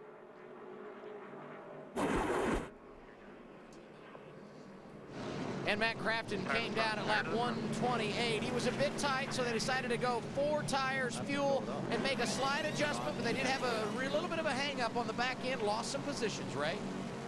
It's a tiny bit snug for Kyle Busch is what he said. He just wanted a little adjustment. You see the wrench in the bottom rear on for the 2 truck of Kevin Harvick. They made air pressure on both sides, up on the right, down on the left. But as you watch Harvick, he gets out of his pits and he will beat Kyle Busch off of pit road. So the 2 with a quicker pit stop than the 18, and that gains him track position. That's huge. Now they will obviously line up side by side, but Kevin Harvick will be in control of this restart. Every time Kyle Busch has taken the outside and beat Harvick down into turn 1, you think maybe that's where Harvick will start.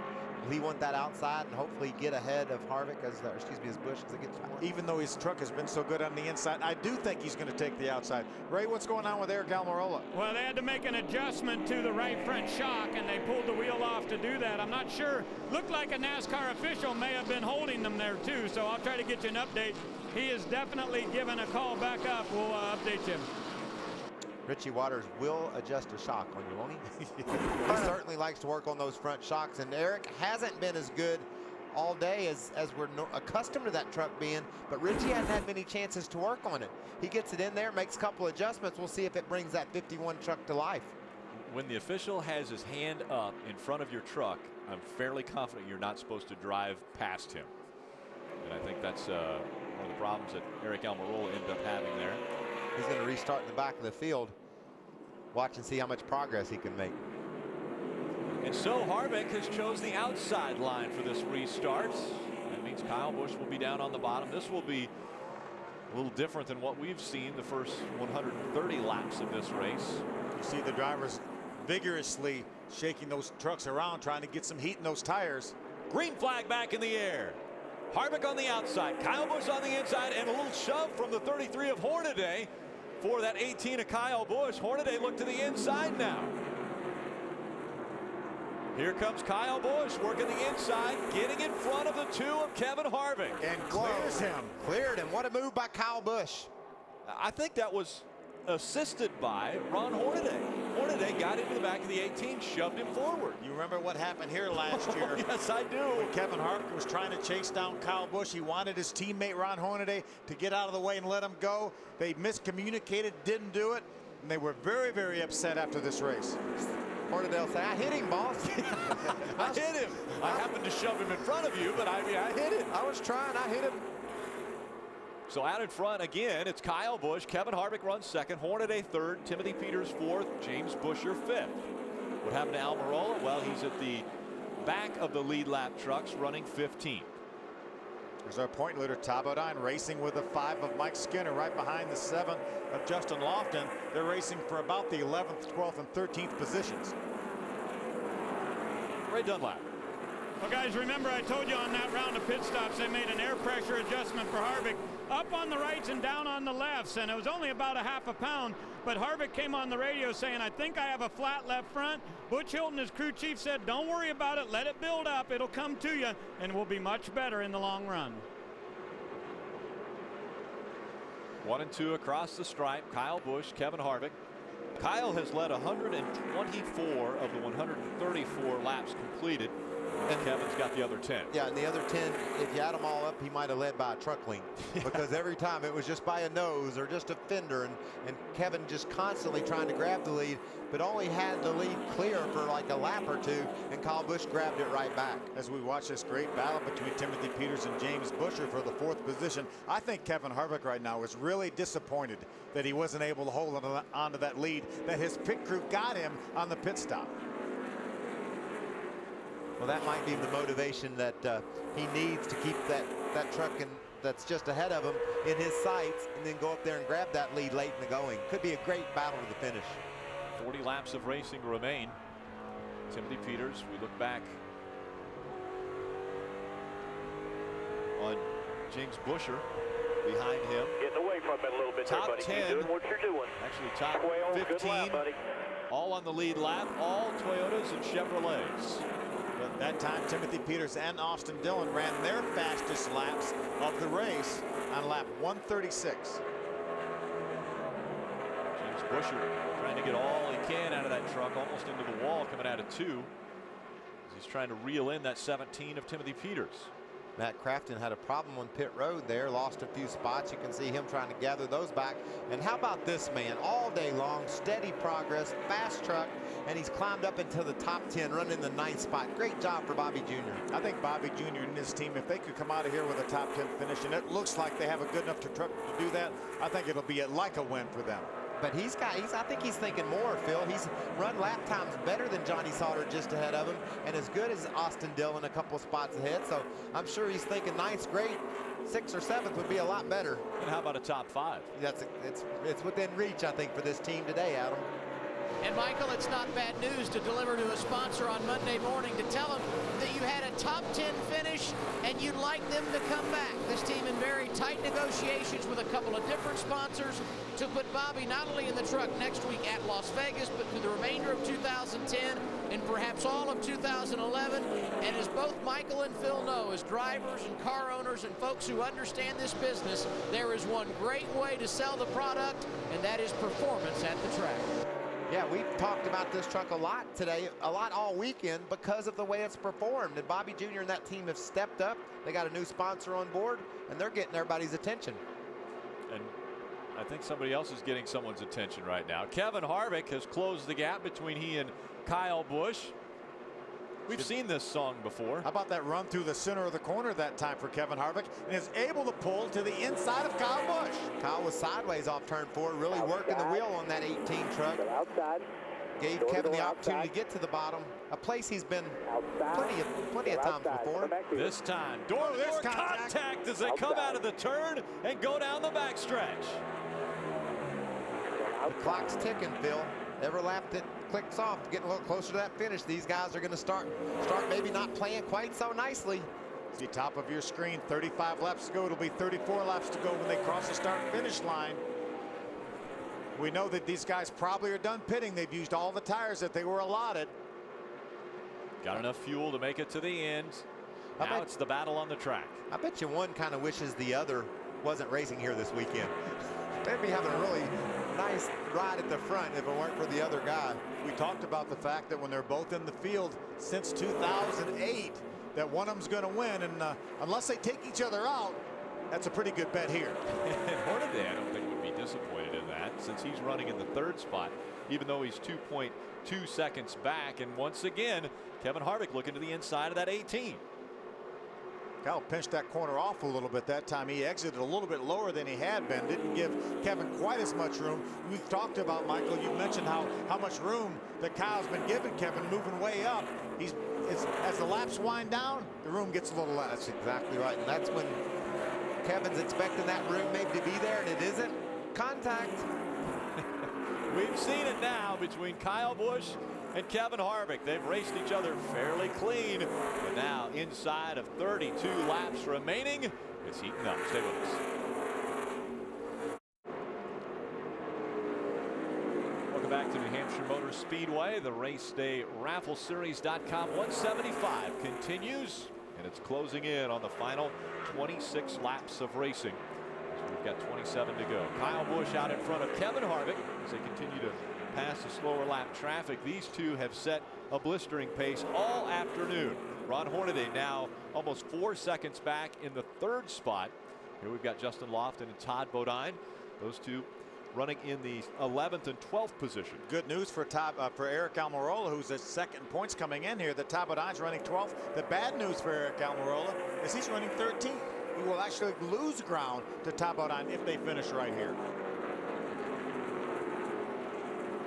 Lofton still out in front of that 30. As you can see, there comes Almirola. He restarted from the rear of the field. He's actually catching Todd, so that's a little good news. And Almirola had problems on pit road, so that's going to make him a little bit disappointed. Timothy Peters running in the 4th spot right now. Adam, what are they talking about with that Toyota? I was going to say there is a driver who is taking advantage of a subpar performance out of our leader Todd Bodine, and that is the aforementioned Timothy Peters, riding in the 4th position after starting 8th today. This is a race team that's finished inside the top 10 in 6 of the last 8 races. Their performance has been very solid, and when you consider that it was mid-June of 2009 before this operation really came together, they have to be satisfied with what's happening here in 2010. Pretty level day for Timothy Peters, not too far out of the box, and that's why he's running 4th with just over 20 laps to go. You know, we talked about it, Michael, yesterday during our final practice show. Timothy Peters spent all week watching tapes of nationwide races and cup races, trying to figure out if there was a better way to get around this racetrack to make his truck work better. He finished 5th here last year, so you know he's not bad. Right now, he's improved that by 1 spot so far. Look at this battle. David Starr down on the inside of Mario Goslin as they enter the turn. David's trying to get that spot back. He got spun out earlier, has recovered from that. Rides along in the 16th spot.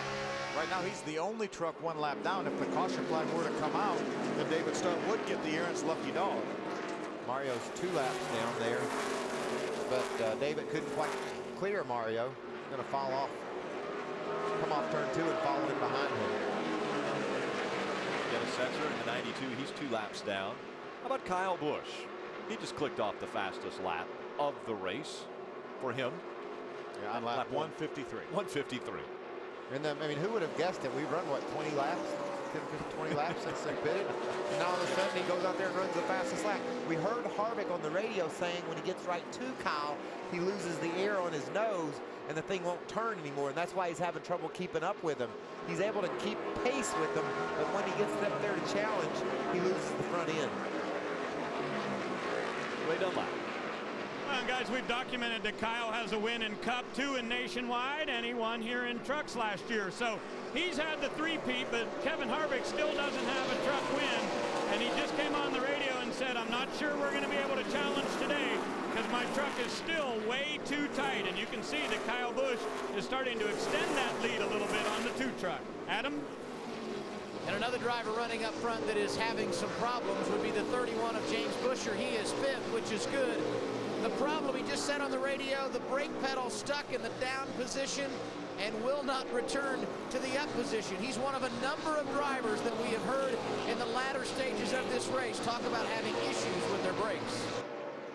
Well, we talked earlier, Phil, we heard Kevin Harvick saying maybe he didn't use as much brake here, and we know that's because these trucks are very dirty aerodynamically. They got a lot of drag on them, so when they get to the corner and let off the gas, the body helps to slow these trucks down. But after a couple 150 laps of racing hard, you're going to use use those brakes. And remember yesterday, we saw people putting tape on their brake ducts in the front of their truck to try to get more front downforce. They knew the temperature wasn't going to be an issue, or they didn't think it would, and so they put some tape on the nose to keep the front end down to fight what Kevin Harvick was talking about, losing the nose.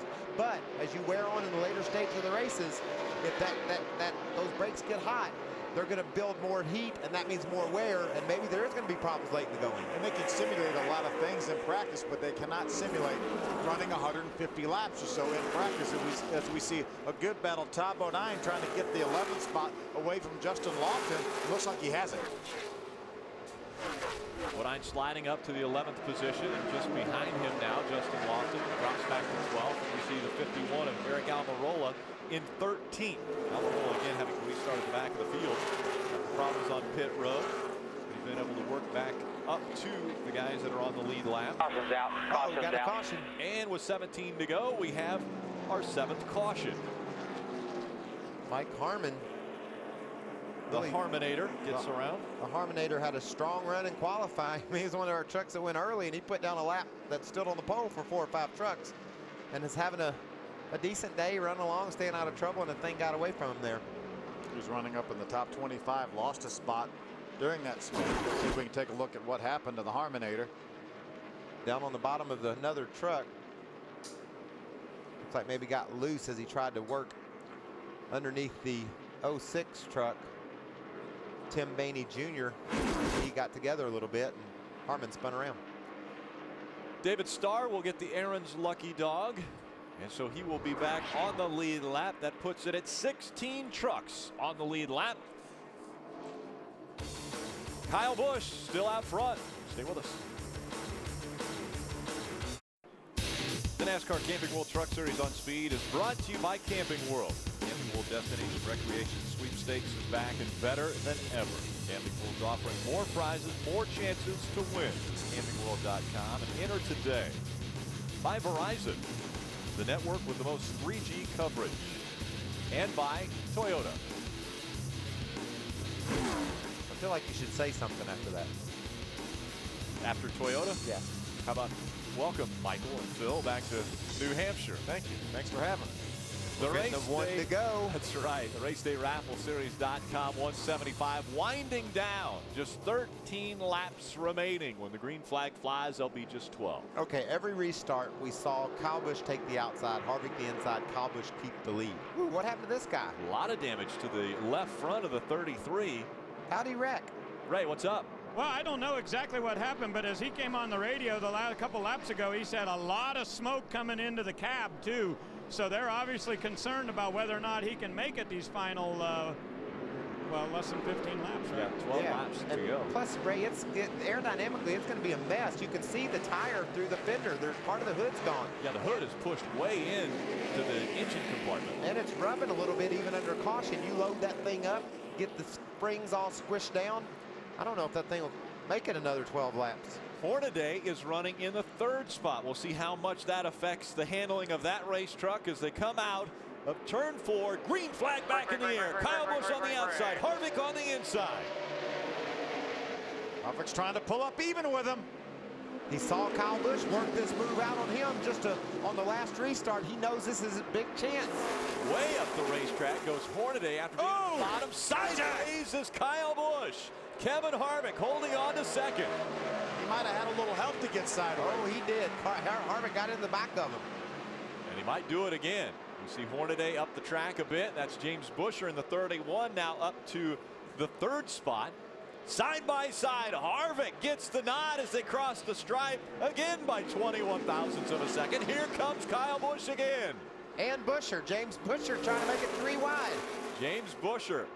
And sideways again goes Kyle Busch after they come out of 2. Here comes Kevin Harvick once again, and James Buescher looks to the bottom of the track. Look at James Buescher now.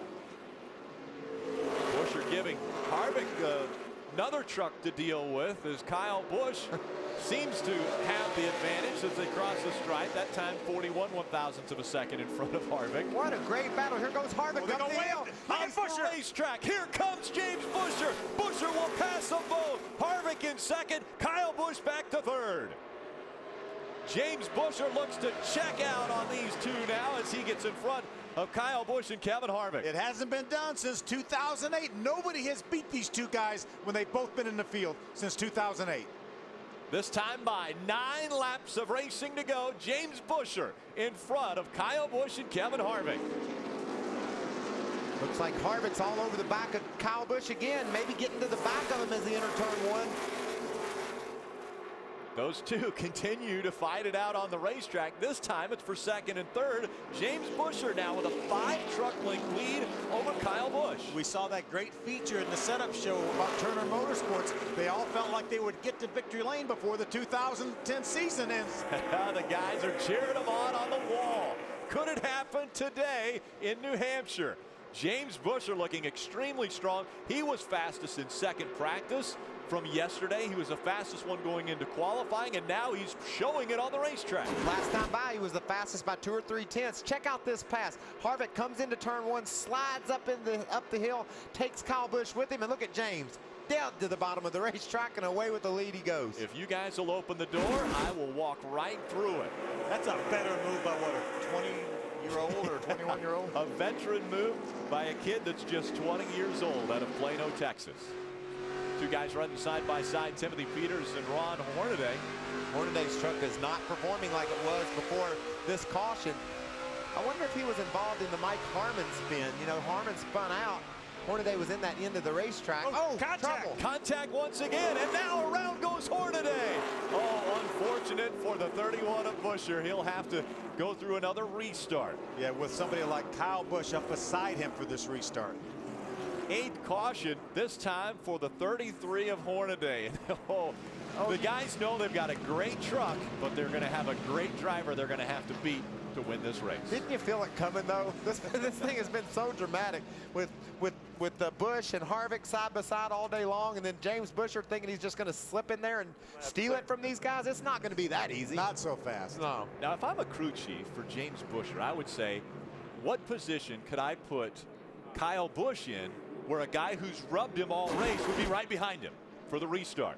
Well, he's going to take the outside, I'm sure. You see Timothy Peters gets loose getting into the corner and just gets on Hornaday and can't get away from him. You saw his tires turn way to the right there. He got so loose, he made the contact. Matt Crafton was able to drive by, but unfortunately for Ron Hornaday into the outside wall. Here's another view. Watch the back of Timothy's truck. Then he has to use some more racetrack, and when he did, that's where Ron Hornaday happened to be sitting. Yeah, and it blew out Ron's tire, and he didn't have a chance. Even if he could have saved it from the contact when that left rear tire blew out. Watch you see this tire just blow out, and that just sends Hornaday around in a hurry.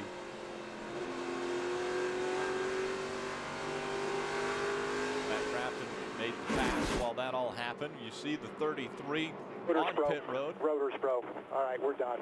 Rotors broke. Into the race for the 33. Looks like the end of possibilities of holding on to the championship from a year ago. This is him coming onto pit road. Remember, he has a broken left front brake rotor. Probably going to have a difficult time. He had rear brakes.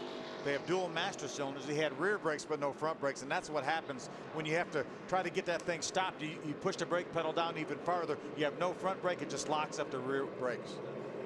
Let's see if we can look at this replay of Mike Harmon spinning around and see if Hornaday had anything to do with this. You could see Hornaday right behind Harmon. I think he ran in the back arm. You see, he's already got the damage right there, Mikey. And that started the end of Hornaday's day right there. It wasn't officially finished until Peters wrecked him in turn 3 and 4. But that contact is why he was back there battling. He had outrun those trucks all day long. Had restarted in the 3rd spot, but that damage to the left front wasn't able to keep him up close. What a great move for the lead here. Watch this, guys. Kevin Harvick gets in the corner. He has to use some more racetrack. His truck starts sliding. He pushes Kyle way up out of the groove. James Buescher said, you guys stay up there. I'll just drive by on the inside. You guys like being beside each other so much. Hang there for a minute, and I'll be out of your hair. How about that? Celebration on the pass for the lead. And then the heads went down when the caution came out. It's like, boy, we've got such a big lead. Oh, now we've got to give it all back. Adam. Rick, just to confirm the observations made by Phil and Michael, The 17 of Timothy Peters did come on the radio, said, I got under Ron, got loose, slid up the racetrack and into him. It was all my fault. I know that won't help Ron Hornaday's thought process when this race is over with a wrecked truck, but no doubt about it, Timothy Peters very remorseful about what happened here in the latter stages. Hey, Adam, some interesting radio contact for the front runners. Kyle Busch came on the radio and said, why is it that everybody worries about me so much? He said, please pass on to Harvick that one of us can win this race, but we can't do it if we're racing that way. We've got to go out and beat this number 31. Harvick on his radio said, Kyle's got to learn to give me a little room. I raced him all day. He wants to ride my quarter panel like that, and he should know what's going to happen.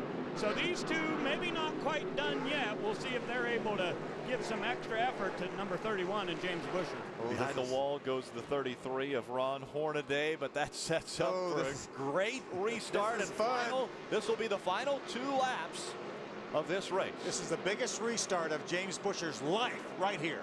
Coming out of turn number 4, he chose the outside line. James Buescher on the outside, Kyle Busch on the inside, back in the gas, green flag in the air. Buescher has a great restart as he goes into turn number 1. Can he clear him and hold on to him? Here comes Kyle Busch battling back. Buescher back up the racetrack, side by side, and Kyle Busch has the lead down the backstretch. Into the outside wall, Kyle Busch. Here comes Kevin Harvick, though. Harvick is able to work back up and battle for second now. Kyle Busch cut James Buescher off. It put Busch into the wall, but he's still got the lead, Phil. Coming out of 4, white flag goes in the air, 1 to go. Kyle Busch, James Buescher, and Kevin Harvick. 1, 2, 3. I thought that maybe Kyle Busch would have some damage from bouncing off the wall. It doesn't look like it's enough to slow him down much. You can see the damage on the right side. He's got white concrete all in his wheels and on his tires down the side of the truck, but he's driving away with the win. Wrecking behind him is the 81 of David Starr. That will bring out no caution. The checkered so far. As they come in at turn number 4, Kyle Busch is going to win in New Hampshire. 21st career win for Kyle Busch. How about that finish? Way to go, guys. Heck of a team effort right there, boys. KB, that's positive. James Buescher had a great restart, but Kyle Busch was able to get up beside him, and then he used him up a little bit off the corner, didn't he, Mikey? He did. He just pulled up, and James was still in the hole. It wasn't a whole lot different than what we saw out of those guys over at Bristol. Not Buescher, but Kyle Busch racing hard in the nationwide race with Keselowski. Those guys had the same type of exchange. Kyle won over there too, Phil, and he was able to pull into victory. He's going to pull into victory lane here. How about the 30 and 13? A little confrontation taking place here between Johnny Sauter and Todd Bodine. This is after the race is over right here. Having a little bit of a chat. Yeah, a little discussion as to how they felt they raced each other on the track. Hey, what does that street smart mean you have on your car, on your truck, Johnny? I was just curious. Maybe that's what the discussion was. It could have been. It could have been. Kyle Busch is smoking up the front straightaway, y'all. Maybe another perfect donut down on the front stretch. A Dunkin' Donut. You know, when you get down towards the end of the race, we talked about how much room Kyle Busch was giving Kevin Harvick. Kevin Harvick giving Kyle Busch. We got down towards the end of the race. That all went out. That all went out the window. Hey, there's a race to be won here. And only 2 laps to do it in. Adam Alexander.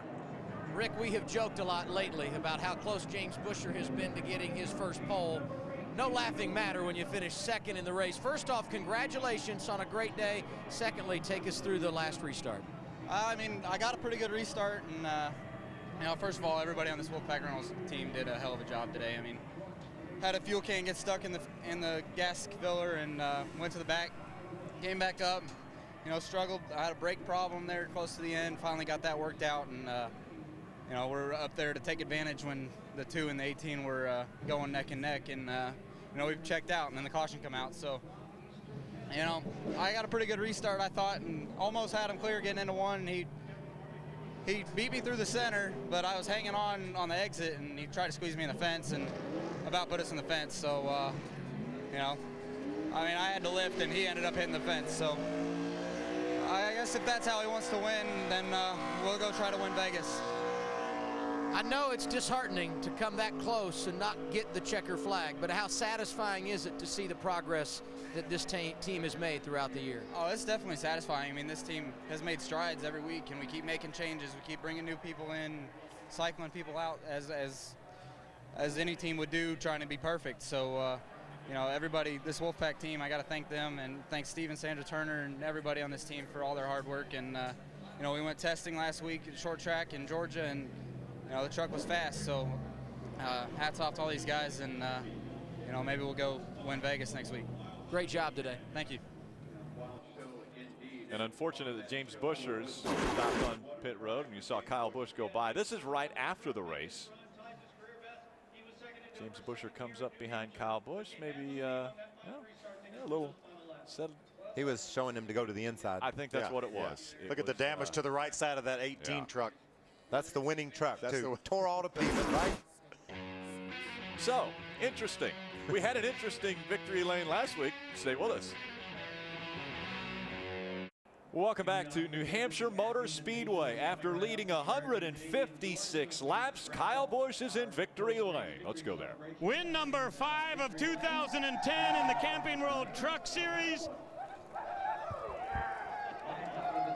80th win in NASCAR. Thank you, Kyle. I appreciate a little NOS energy drink in the eye. That's good. But I want to know if you had as much fun today running side by side as we all did watching you. That was a fantastic race. It was, man. It was a close race. You know, myself and Harvick just battled it out all day long, and I can tell you what, man. That it's nice to have a comfortable seat, and the SF5 Butler seat was comfortable today. Gonna have the same thing for tomorrow, so that's good. But I can't thank these guys on this team enough. I mean, all they want to do is come out and win races, and that's what we're doing. And so proud to have guys like Eric Phillips and Rick Wren and Marty and all the guys that work so hard on this team that do such a great job. And they gave me a good piece today. I tried messing it up. You know, I couldn't go for the first 20 laps or so, and then after that, we could run away, but it took that long just to get going. And I knew if we were going to have a race with late cautions, it was going to be a pain in the butt. But I can't thank Toyota again, you know, enough. And Traxxas, Flexco, NOS Energy Drink, Marquis Jets, Electric Sunglasses, Gillette. I got a lot of people that have been on this thing all year long, and you know, it's worth it for them. And hopefully that we can get somebody to come on again for next year. Even if we got to piece it together, it'd be nice to come back and return and have someone drive this piece again and be able to race it with me. So thank Camping World and also the fans. It was cool today. Usually sponsors come when you get to victory lane. He did it for the 5th time this season. Kyle Busch back to win here at New Hampshire. Adam? No doubt about it, Ray. It was a lot of fun watching Harvick and Busch go at it today. Perhaps at times too much fun on track. Take us through the final laps as you guys went at it. Yeah, I drove in there. I'd raced him side by side for most of the day, and he drove in on my corner panel, and I just, I got to sliding a little bit there, and then I had to correct it, and then I got up there and just kept going up. So I don't know if I had to do it again, I probably would have just drove in further and hit him once. But just the Jegs.com Chevy was a little bit too tight there at the end, and just I needed to do that over again. I'm a little disappointed in myself. Good luck tomorrow. Thank you. We'll take a look at our Edge unofficial results. Kyle Busch, again, his 21st career truck win. He might have been disappointed in himself, but I bet Jegs was pretty happy with him. We were really happy with he and Kyle Busch. That made for some entertaining racing. And then James Buscher slips in there and steals the win. What a great day. Got it in him. Kraft and Austin Dillon both get top 5 finishes. And let's take a look at our Dodge save of the race. Pick one, Rick. There was quite a few. This is a save that involves hitting the wall and winning the race. That's the best kind of save, I think. He kept the truck straight. A lot of damage to the right side of it, but it looks pretty good in victory lane. Stayed in the gas. That was our Dodge save of the race. Pretty impressive performance by not only Kyle Busch, but James Buscher. And again, next week we will be back in action in Las Vegas. Thursday through Saturday, it's Barrett Jackson Collector Car Auction. And then we take center stage Saturday night, 9:30 p.m. Las Vegas 350. That's going to be a great one. Yes, it will. Those trucks on that track in Vegas, the way it's configured, they run that thing about wide open. Be a great race Saturday night. And over 21 hours of coverage of the Barrett-Jackson Auto Auction. Can't wait for that either. Does it surprise you at all that this is the worst finish of 2010 for Kevin Harvick? He finished third. Thanks for joining us here on Speed.